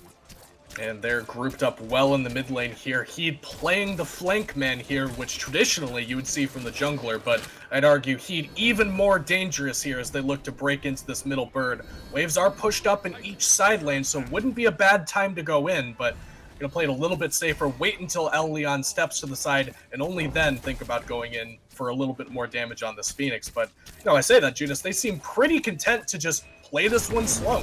They're not really in any rush, and they're making that very clear with the fact that they're not actually attempting to break this base, just a little bit of poke damage, working with what they've got. A bit of poke comes back onto Guy J, who will take a meteor for their troubles. Heat all the way on the left-hand side means that they don't have that sustain available, but they probably do have enough. Now they see Ellie on the right lane, the target is Briz. There's the Phantom Shell, which will get this actually to safety. Migi chomping away, but a big stun comes out in response to this Phoenix. Half health. Are they going for that, or are they going for the kills? It looks like they're going for the retreat. He gets caught, but goes up into the sky. Leon to the right. Keep an eye on this harbor for when they decide to engage. Now the Phoenix does go down, but now they decide to storm. This will be their last advance. Coming through though with a big knockup comes in. Leon gets a good flank, but doesn't get enough damage done. Charging into the Titan room is Heed. Bitey is low. Bitey is rooted. Bitey is down. The Titan will fall, and the Aaru Scorpions make the adjustments they need and turn this set all the way around. We are headed to a game number 3. And you mentioned they didn't pick up a game in week number 1. Don't forget that was what they sub in that game. They had Sulfurs playing solo for them. He'd moved over into the support role and kind of did some off-role duty trying to make something happen on the Hercules. But when they're all 5 grouped up, man, when they've got all 5 of their main roster players, this is a scary looking team. Game 1 wasn't great, but, I would argue, again, composition woes more than anything else. It wasn't gameplay that was the issue. It was they didn't have the tools required to fight into Game 1. I think that now that they've gotten much more comfortable in the state of this draft, they've put their mid laner on a pick where he's not going to be abused. He can make a very relevant impact, and they've given Heed this Guan Yu, which looks phenomenal. Like, it is literally insane. And I see that you chose the same word because that's, I think, the most applicable. Like, the guy is a beast on this pick. And it's going to have to be, again, some kind of adaptation going into this third game. We saw the Naja be very powerful, get banned out, immediate adaptation, game 2-1. Now I think that the same change needs to be made here. The Guan Yu's either got to be picked or banned away, because if he gets this again, I'm not sure that the gameplay result is going to end up being any different. There's a lot of discussion right now, over what's the top solo laner. Most people will say Hercules just about edges it over Guan Yu, but apparently not if Heed's playing it, because that was outstanding. We both said it. Phenomenal. Guan Yu has, in various phases, been a strong god, right? And we all know what Guan Yu can do. That Tallow Assault, fantastic. The sustain coming through. Obviously, everything's a little bit different now, but just the way that Heed was playing that, it looked unstoppable. And, I guess on the flip side of that, Hebo comes into this second game. I'm not sure it needs to come into game number 3. No one seems to be able to make it work. Yeah, and it's not because the pick is bad. I just think that the style of this set, the way that these teams are playing, isn't really conducive to a Hebo. Hebo wants to get a whole bunch of items online and then one-shot your backline. And we just haven't seen a slow game so far this entire set. It's been either or both of these junglers butting heads with one another in the solo laner pretty much for the first 10 to 15 minutes of this game. And then as soon as we get to these objectives, Judas, there's a little bit of foot season and then as soon as any advantage is given away, the team that gets the momentum seems to be running away with it. And you could argue, Hebo, if you can get to that point even, should be pretty good at working with that situation, but just getting to that point against not only the Naja in game 1, but now the Bakasura in game number 2, these early aggressive fight-oriented junglers that are just ready to go early on. I think that the Hebo might not have a place in this set, even though, very good in the meta, just not right here. Well, not right here, but that's just our opinion. We'll have to see if the players decide to agree with that as we get to the third game of picks and bans, but that will be interrupted by a short break. So please do not go anywhere. Be ready for this final game of the day. It's the Aaru Scorpions against the Xibalba Storm, game number 3, coming up next.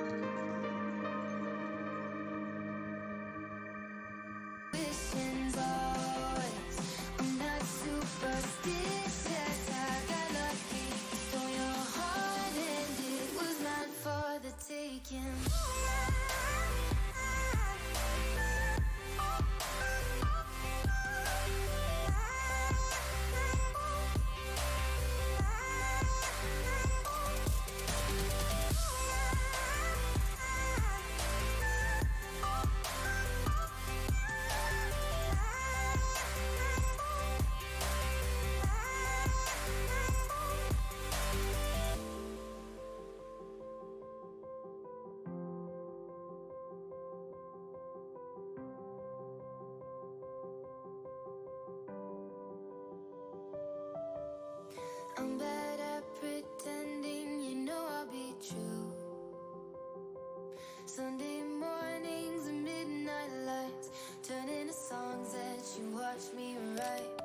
Stole your sweater on that night. You took a picture, keep by my bedside.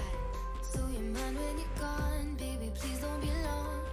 I got my ticket to the west side. You say my name with your accent, makes me remember how much I missed you.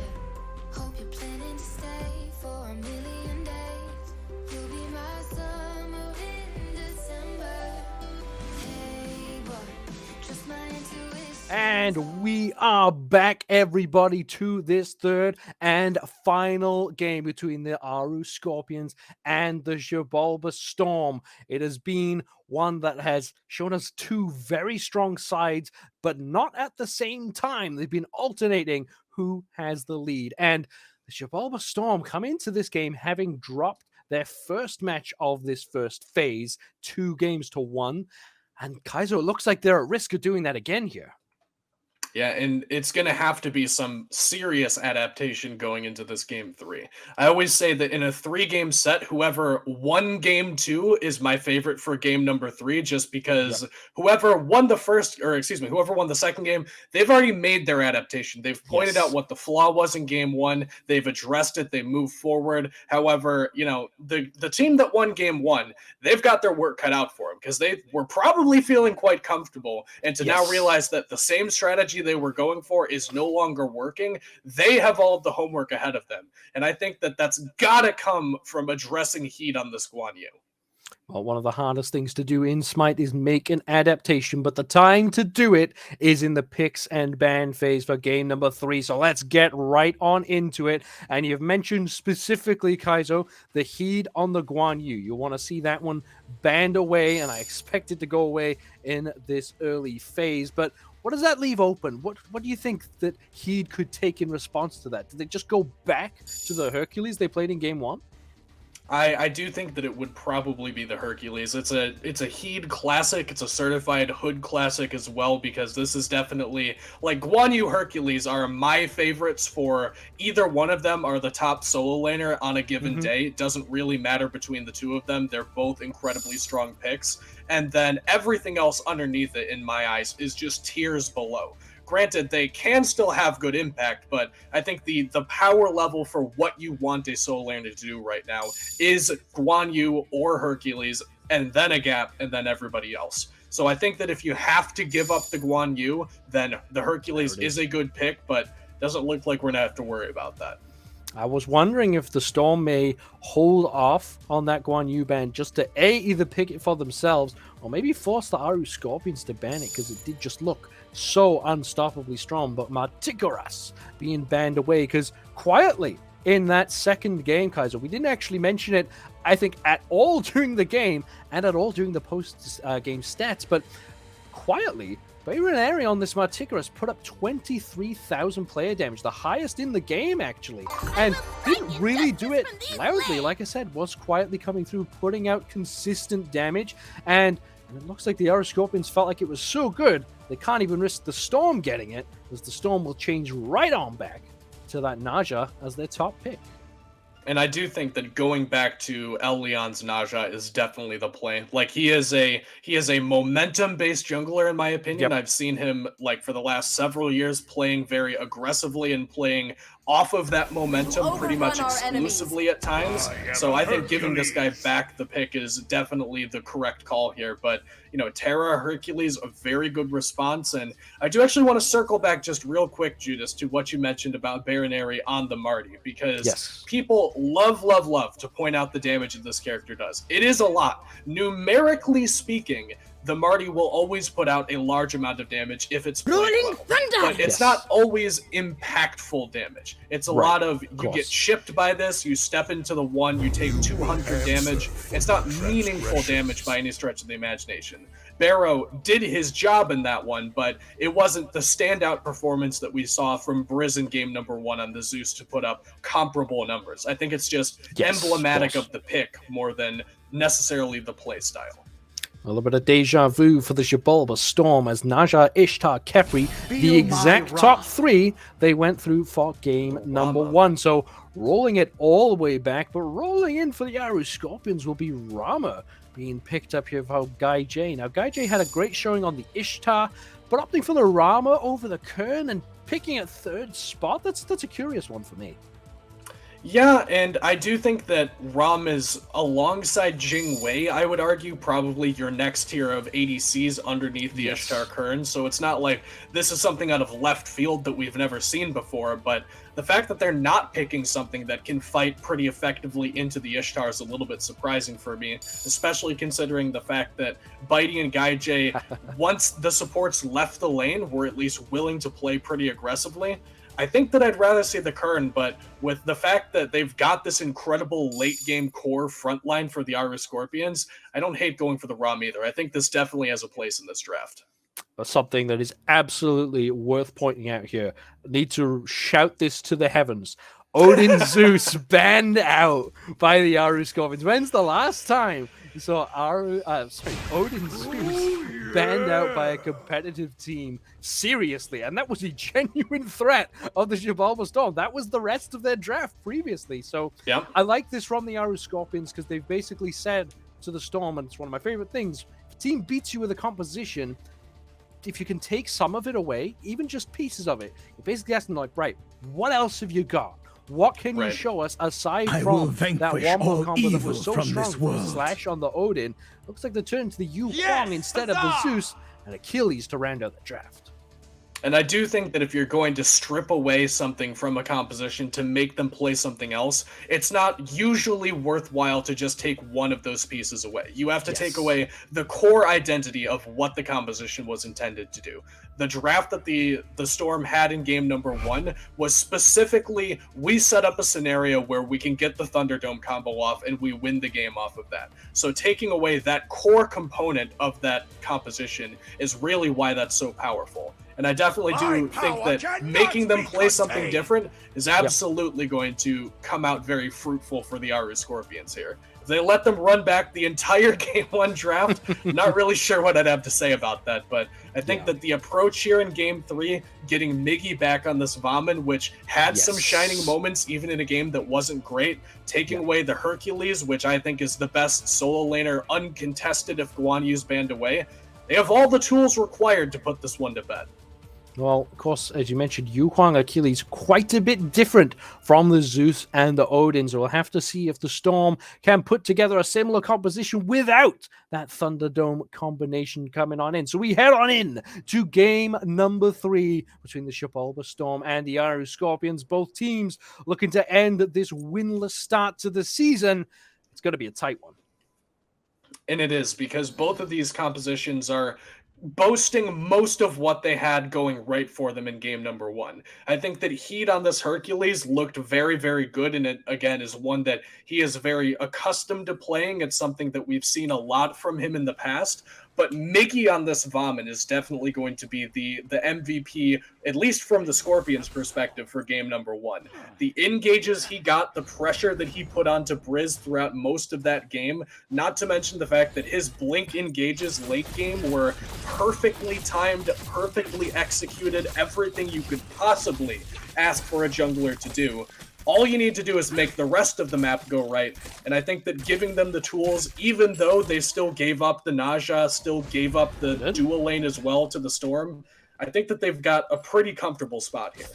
Well, that was almost a sneaky steal there from Boyd, and that's always what you run the risk of doing if you drag that purple buff all the way to the lane. But luckily for the Aaru Scorpions, they don't get off to a semi-disastrous start, because these early hunters need that purple buff to really be swinging away. But that's a sash from Elion. Wow. Into the middle lane onto Miggy. This is where we saw first blood go the way of the Xibalba Storm in game number 1.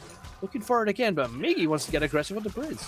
Yeah, and Leon's kind of dangling Briz's life there, make no mistake. Leon did not think that Briz was safe. He just wanted Miggy and Barrow to try to play a little bit aggressively there so that he could get the counter engage.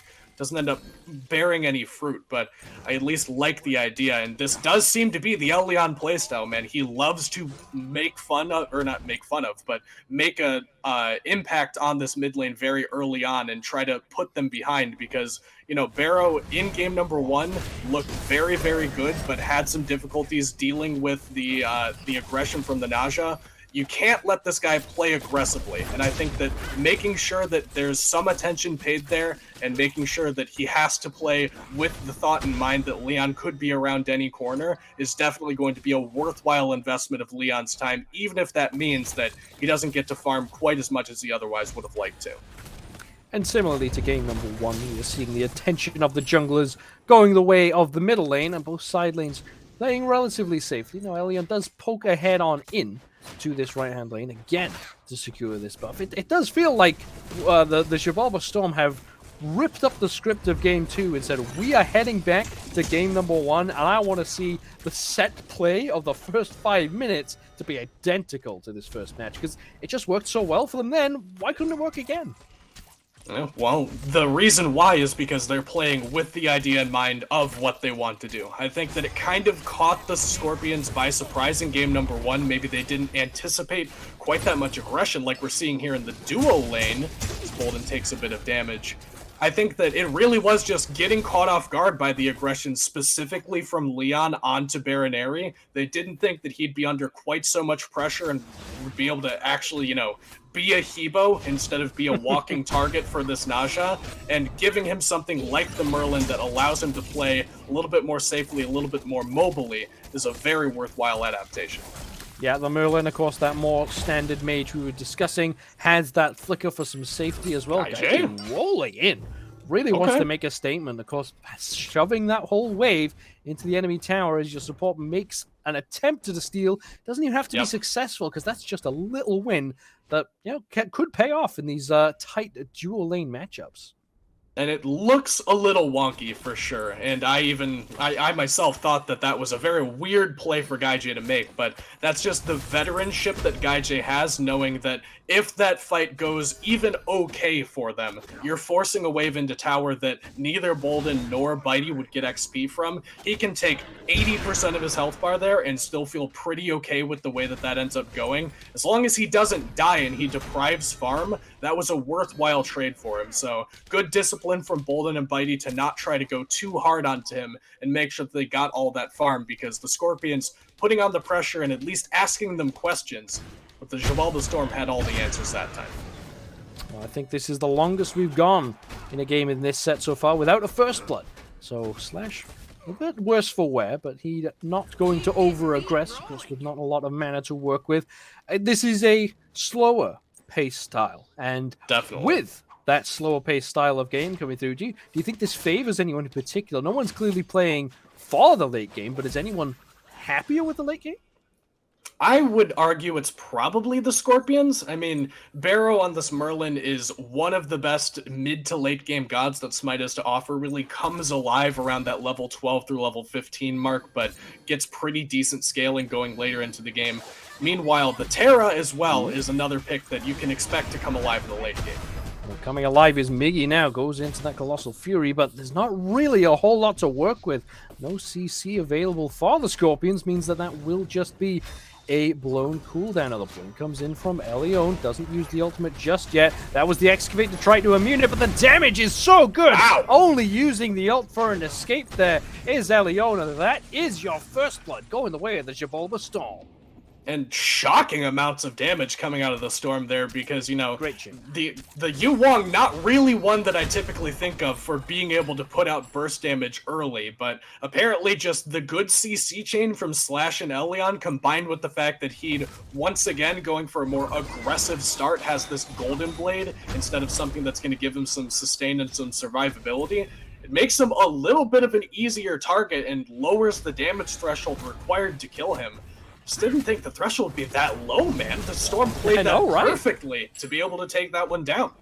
And good discipline from Elion as well, because if you use the Windfire Wheels there, you risk taking too long to actually finish that kill off, because there were reinforcements very, very close by, you know? So they had to make sure that they got that kill as quickly as they possibly could, because if they did, like I said, use the Windfire Wheels to take away heat from the action, it might have just meant that they were able to sustain up through it. But that is the first kill to the Storm, as we were saying, and well, they're in a good spot this time. It'll maybe feel a little bit cleaner than game number 2 did at this point.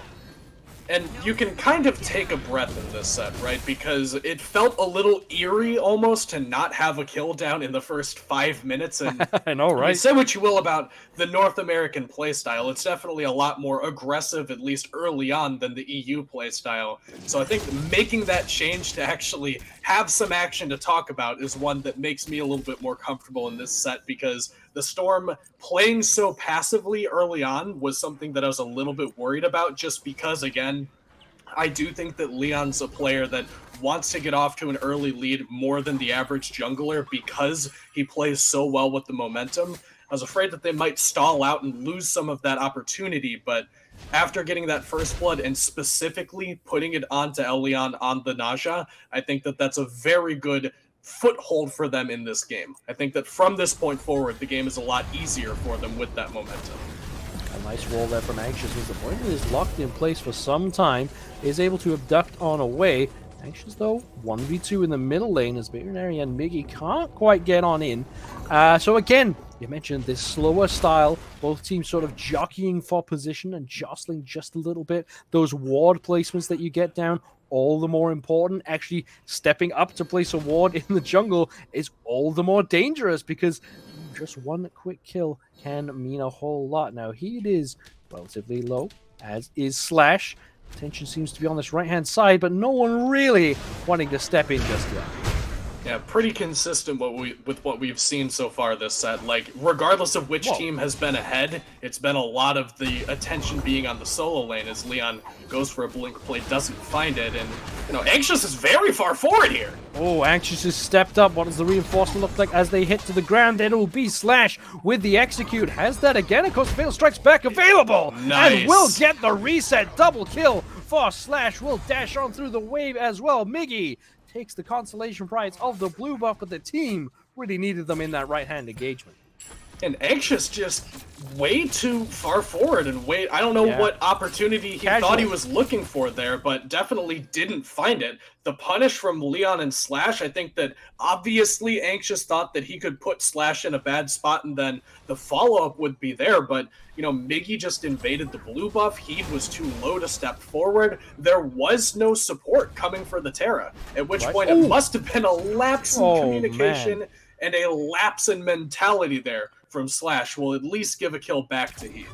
And I think he really needed that, because now being 1 and 2, nowhere near as bad as being 0 and 2 into your lane opponent. So keeping / honest there, maybe got a little bit overconfident, felt very safe to just back, but you can't ever be safe in the solo lane. These warriors are explosive, and the amount of damage they can do in a short space of time. So the Aaru Scorpions down in kills, but slightly ahead in gold by virtue of that pickup. Again, Kaizo, we are 10 minutes in and extremely finely poised. And if we could see net worth, actually, that's kind of something I've got my eyes on right now, because I'm assuming that a lot of this gold gain that they're getting has to be coming from this duo lane. As you can see that this ROM is a couple hundred gold ahead, 300 to 400 gold, considering nothing to fight over really is pretty significant in the duo lane. That's all of the waves that GuyJ has been denying Bitey into the tower, as well as those shield buffs, those roaming harpies. It's not easy to get that kind of a lead in duo lane without any interaction from an outside source, but GuyJ seems to be getting the better of it and pretty comfortable in this matchup, despite the fact that, you know, I thought maybe the Kern could play more aggressively. Seems like the ROM has no issues either, and it's worthwhile considering the fact that all the aggression is on solo to have something that you know is just going to go your way in duo without needing any additional help. Well, aggression in the middle lane onto Anxious there coming out, and Terra is a god we've seen banned away, and that might well be why. It's, you know, one of these supports it's very tough to lock down, but the Pyromancer, the target of the Storm, maybe turning their attention instead to Anxious. Now the follow-up damage is very good, the Abduct is great, and the kill is on to Elio, but Miggy now smashing down on Briz. We've seen this one before, but Briz gets revived only into a worse spot. Slash takes a bit of damage, very putting it down, and there's Heed sweeping on in with the driving strike, driving down the enemy team. Elio crazy picked off as well in a matter of seconds. Xibalba Storm dropped so many kills that the Aaru Scorpions now even in the kill chart. And I love that for the Scorpions, because I really did think that this Vomit was one of the few things to go right for them in game number 1. And it was a little bit disappointing to me that with the performance that Mickey had, the opportunities he was creating, that one ended up going to the Storm instead. And Mickey's definitely been quiet so far in this one, has been mostly farming, getting a couple of good invades off, but it's the first time we've really seen that explosive damage from this crit Vomit. And of course, if you haven't played Smite for the last couple of weeks, or maybe even a couple of months at this point, Judas, because crit's been good for quite some time, it might surprise you to see the warrior building the crit in the jungle, but it's so difficult to deal with this guy when, you know, you can't onk him anymore because his ult is shielding instead of healing now. It's much more difficult to shut that survivability down, and just pouring out that kind of damage with all of this movement speed from, you know, the Golden Blade, the Colossal Fury movement speed, and this Demon Blade as well. Keeping him away from Briz is going to be next to impossible in these jungle engagements. And that's why we saw in game number 1, Briz was so safe under his tower. He did not leave that structure unless he was absolutely certain that he was going to be safe to do so. And that time just got caught sleeping, man. Like, they were trying way too hard to aggress on Anxious, and for what it's worth, Judas, they did get the kill, but with the amount of investment required to bring down the Terra at this stage of the game, it was just easy pickings for Miggy in that engagement. Yeah, certainly not a worthwhile choice of their time. You know, they'd spent so long, so many abilities. It was tough. And GuyJ there brawling it out with Bitey. Purification beads in the process. But you mentioned, of course, how this Varmicons has been coming online much better. And of course, that's down to Briz being on a dangerous pick previously, right? Zeus not safe at all, so you have to stand the tower. But Celestial Flight from Yu Huang, so safe, in fact, that maybe put Briz into a bit of a false sense of security, as they felt like they can walk around, but once that flight's down, Yu Huang's a bit of a sitting duck.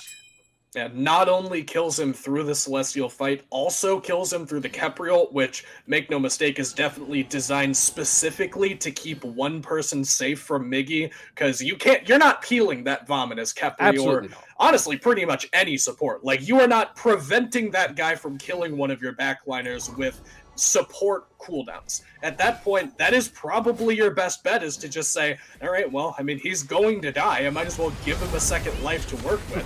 It's going to be a fight over these mid camps here. Leon gets a sash, beads, and ults used from both teams, but at the end of the day, it's going to be the Scorpions that get the Vision of the Fury. Yeah, that was the Colossal Fury from Miggy combined with the Purification Beads, of course. He goes in, steps up and takes away the blue buff from Slash, and this solo lane has gone relatively quiet, considering the explosive start we've seen previously and the attention that has been there, but neither side really wanting to commit. Bitey stats up to Gaijin. These two playing their own game at the moment over on this left-hand side. Zeros across the board through the Slash line, but well, Bolden and Bitey wanted to change that, but it's just not a whole lot happening. Looks like they're instead going to turn their attention to this gold field. Yeah, Miggy isn't here, only now resetting, so it would be a pretty good fight for the Storm if they can take it. Gonna look for something onto Anxious again. Now there's Anxious being targeted out, but the return damage from Bear and Airy, absolutely massive. Now they do lose the support. Boyden gets their own revive coming through. Astral Barrage does not connect for that final shot, so it's Elion for Anxious. No Gold Fury just yet. It's still tense and tentative, but the Xibalba Storm not happy giving up their Naja so cheaply. And you can tell that the Xibalba Storm window for that game plan is slowly beginning to close, because Anxious is not going to be that squishy that they can just burst him down for much longer. You get one, maybe even another half of an item on that Terra and a couple more levels, and just being able to outright 100-0 her in the course of a Naja ult is going to become much more unlikely for them. Meanwhile, across the way, I mean, we're seeing the damage that Baronary is putting out on this Merlin already. This is about the time where you really start to feel the impact of this character, is this level 12 through 15, where the damage starts to come online, the CC feels somehow more meaningful. They're definitely putting it to good use there, punishing all of the Xibalba Storm for funneling into that choke point. Now the Scorpions are grabbing this Fury. Scorpions grab the Fury, but Slash on the backside will be what grabs their attention away from the objective. Now, Heat also here does a ton of damage to Briz, drops the Excavate as well. So this Yupong poked out. Maybe an opportunity for Miggy. Now, he takes a bit of damage. Needs to be careful, of course. That Fatal Strike from Slash still available. Now, the Fury still being pulled by the Scorpions. Still jockeying for position. There's a Sash coming long range. Dashes, though, through Anxious and will not get the Terror to the sky. Now, the fight. Briz on the backside gets knocked up by Miggy, who gets saved by Boyden, but only for a moment as the Astral Barrage from long range will target down the backline. Slash can't escape from the damage from the Merlin. Aaru Scorpions take the fight at the Gold Fury. And it was a long con there from the Aaru Scorpions. He goes in very early, just drops a baseball on top of the head of Briz and forces him to about half HP. And that was never supposed to kill Briz there. There's no universe where Heed can just outright solo this Yu-Wong. But he sets up the kill for Miggy. It's a 1-2 punch where Heed gets him low, Briz has to back up or risk dying to this Vomit. And because the Fury fight was taking place, because they couldn't just afford to give that one away for free, Briz has to step back up, which means another perfect blink engage from Miggy with this Vomit, getting not only the attention of Briz and Bolden, but honestly forcing all of the Xibalba Storm back and getting those kills anyway. It was a beautifully drawn-out fight from the Aaru Scorpions, whereas the Storm, the Naja just hasn't been working out, man. Like the Sash in, not finding a purchase with anybody on the ult, obviously by design, didn't miss it by that wide of a margin, but he's gonna have to get some more value out of that cooldown if they want to be winning these fights.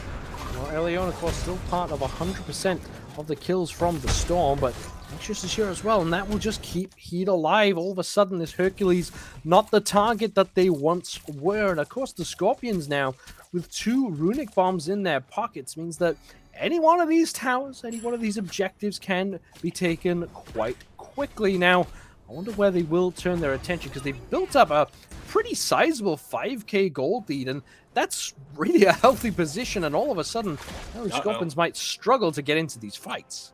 And they're beginning to apply some pressure in a place unheard of in this set so far. I don't think we've seen very much jungle presence in dual lane at all, unless it was for the Gold exists. Fury. Believe it or not, yeah, it's not just a myth. Guy J and Bitey have known about it, but apparently it's only now that Miggy's beginning to discover it. And I do think that, Judas, you're very right to draw some pretty significant attention to these runic bombs that the Aaru Scorpions have. Because this isn't a game where, you know, we've got no Hebo for the first time in this set, which means no big, secure ultimate. It's really kind of a toss-up on these, so the Scorpions are going to have a lot more value here. Oh, they're looking to use those runic bombs. The first one does go down, and they will demolish this fire giant in the blink of an eye. Xibalba Storm. By the time they recognized what was happening, the Scorpions take a 19-minute fire giant, and that is massive for the context of this set. And now they're going to siege down Tier 2 tower as well. But yeah, the Scorpions were just there and the Xibalba Storm weren't. There's a lot of times where, you know, F.Dot like to call it throwing the brick through the window and seeing what the response time is. The Aaru Scorpions pull that fire giant and just see, are the Xibalba Storm here and are they willing to fight us over this objective? And the answer to both was no. So the burn from not only the Merlin, but also double crit characters in Miggy and Gaijay on the Vomit and the Rom respectively is an incredibly good burn tool, but it lacks the secure. That's the only thing that this Aaru Scorpions comp doesn't have. But with those two runic bombs dealing thousands of true damage in the blink of an eye to that fire giant, they didn't even have to worry about that. There was no risk of that really getting stolen away by some obscure tick of damage like a solar flare from Bolden. They could just pull that one, burn it down as quickly as possible, and walk away with the EFG, or excuse me, the regular FG, pretty much for free. Yeah, pretty much for free, and turn it into so much more as well. They've taken down tower in the middle lane, tier 1 tower in the left lane. They were biding their time, of course, with these objectives. They knew they didn't need to take the towers because, you know, the living objectives on the map, sort of bigger targets, and it's been great for them. That lead that I mentioned was about 5k, skyrocketing all the way up to about 7k now, and if they're not careful, the Xibalba Storm, that might turn into a little bit more. When siege gets underway, Leon has to ult on out. And that's a very critical cooldown for the Xibalba Storm. They're gonna fight because of it. A duck comes on in, but the smashing down from Miggy is good, but Heed will fall down to Slash on the backside. Now that tier 2 tower does still fall down in the process, but even then, just losing Heed for that, I think you're still kind of happy with the Scorpions, as long as nothing else comes out. But Leon with a sash and a blink does a lot of damage, but will get the beads from Bayroneri. Fight still carries on because the Xibalba Storm smell this might be their only opportunity. Yeah, and I like that they're at least going for it, but I don't think that the Aaru Scorpions are likely to give it to them. Beads are forced out there from Bayroneri, so was a little bit afraid of the follow-up damage. Now they're going to try to grab this Pyro, but this might be too much. Oh, Anxious now may have just overstepped the mark a touch. Gaijay is here to fire some damage. Elion off the mark again with that Windfire Wheels. It's just not connecting in the way that it was in game number 1. Now the retreat comes out from the Storm. They got their bomb that they were looking for. What's the chase like? Bayroneri tries to get some damage in. Nice Vortex, pulls in Slash. Up into the sky goes the Astral Barrage, trying to connect with Bitey. That's a Scarab's Blessing that'll keep the Xibalba Storm alive for the moment. Aaru Scorpions are reaching, but just not grabbing. Heat is still very deep here, though. Gets a good pull onto Bitey. Whoa, man. Bayroneri blows up members of the enemy team, but as does Briz. Now there are the Dueling Dragons not connecting. Neither does the Fatal Strike. And this has burned away all the time on that Fire Giant, though, for the Aaru Scorpions. And all the Phoenixes of the Storm still stand. And at that point, Judas, I mean, obviously the siege went pretty well for the Scorpions. They got the tier 2 in left, as well as the tier 1, tier 2 tower falls in mid as well. That's a lot of good gold in pocket that they otherwise wouldn't have had. But the fight after the fact, I mean, you gotta give that one to the Storm. Like, they never should have been winning that. You could even argue maybe they shouldn't even been taking that fight. But the fact that they took all of the rest of the Fire Giant time away from the Aaru Scorpions prevented them from getting that tower in right, which they ideally would have liked to have cleaned up as well. Primal Fury also still on the map was at least something for them to potentially turn their attention toward. That sprawling, scary, a little bit risky fight that the Xibalba Storm is at least something that they can write home about, is something that's gone well for them this game. Preventing the Scorpions from developing this lead is really all you needed that fight to do. And I would argue it did it pretty effectively. Did it effectively enough for a moment, but not for long enough for the Scorpions to not feel confident to take down this next Fire Giant. Now, it's still not enhanced, which is kind of the go button for the Storm, right? They're happy for the Scorpions to take this. The lead is somewhat insurmountable without having the backing of a tier 2 tower or a Phoenix. What's the siege, defense or offense look like for both these teams? Like, I don't know, do the Scorpions have exactly what they need to make this one clean? I think that Merlin is pretty good on both siege defense and offense, and that's typically what you look for when you're looking at the siege, the way that these sieges look is, what do the mid laners do? And Barrow gets very good, very long-range effective poke out of this Merlin, although Yu Wong also, that game-changing ultimate and the damage from the poke is very mandatory. Well, the rain, now let's see where it goes. Miggy goes big, and Miggy will take down that Phoenix and get back out. Now, that is already a worthwhile Phoenix for the Scorpions. You are happy to take down one Phoenix with your one Fire Giant, and it's already a one fight. And it looks like they're going to reset and try to re-engage on the left-hand side. The Storm couldn't do anything about that push. Yeah, they got what they came for and they left. I mean, it is that simple. And they used the blink and the ult on Miggy, but that's just, it shows you how impactful this Vomit has been and how much of a threat the Xibalba Storm have to treat it as. Miggy goes in essentially by himself there. There's nobody really close enough to follow up with what he's doing. But because he puts out so much damage, he's such a significant threat to just about everybody on the Xibalba Storm.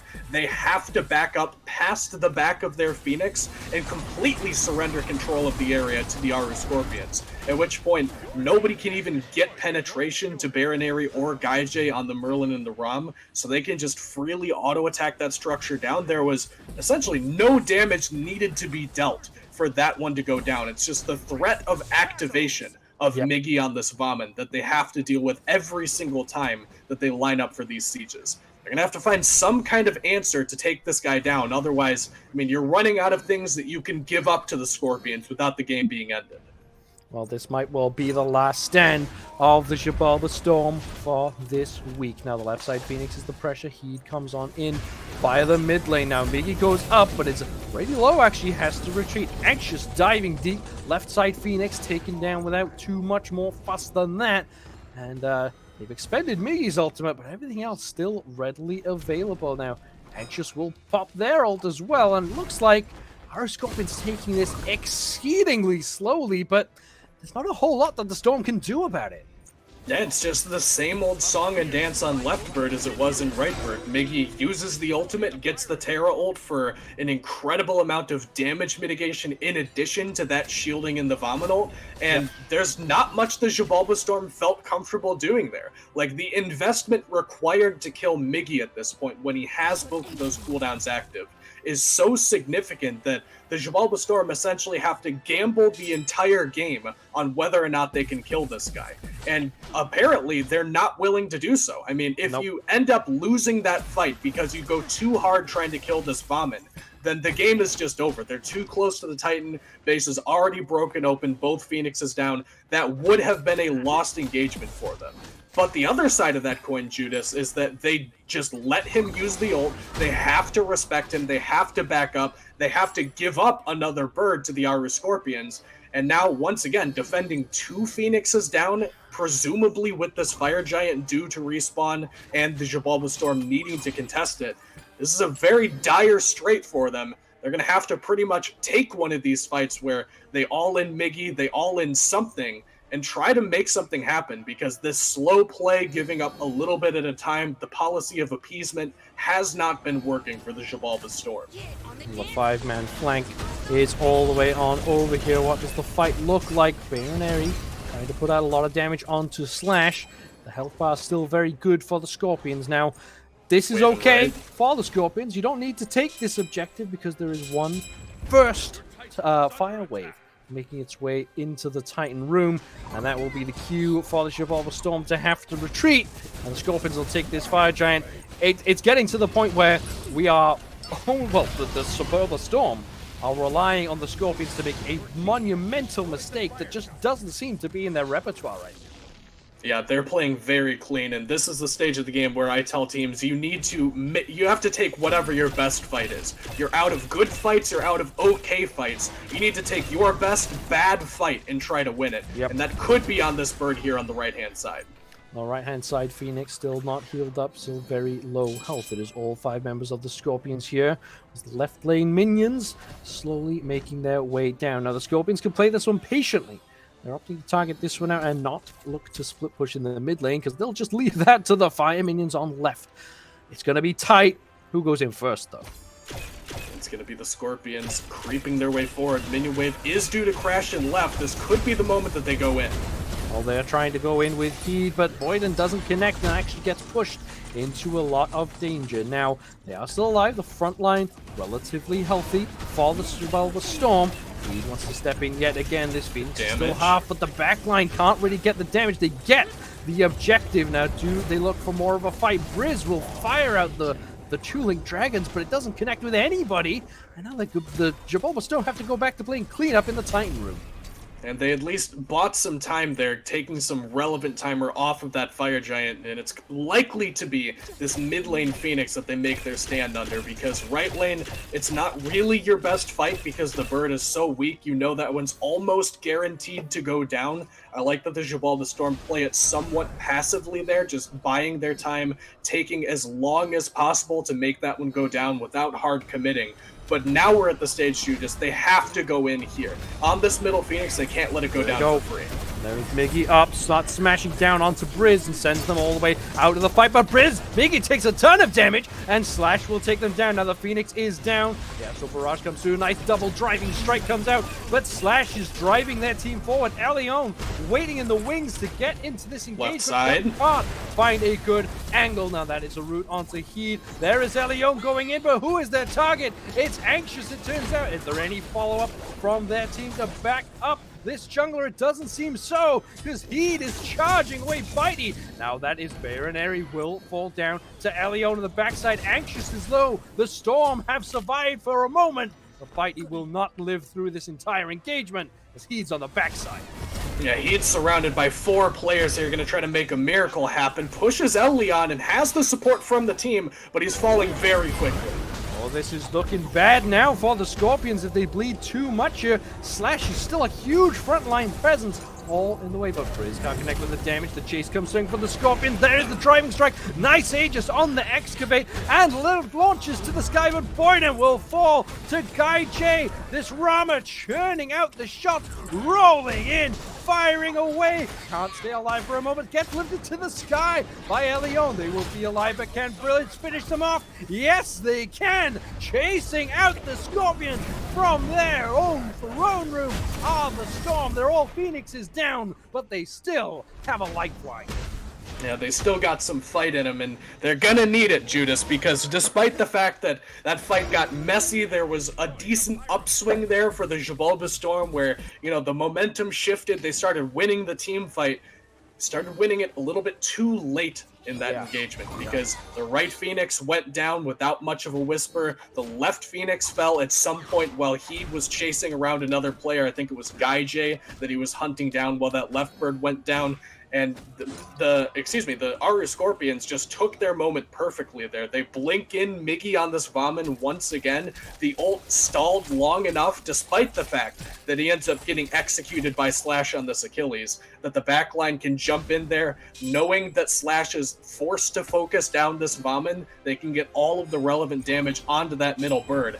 And now all 3 Phoenixes down, Judas. EFG due to respawn here. I've been talking a lot this game about how you're at do or die territory for the Xibalba Storm. Your next fight has to be convincing if you want to find a way back into this game. And that has not changed here for the Storm. It is, if anything, just gotten worse for them. They need a very convincing win here. The driving strike from Heed on the flank forces Elion away, and that's where the Storm have found a lot of their success. Now the Titan is only at half HP. They cannot sustain through a lot of fire minion waves. Now this is Enhanced Fire Giant.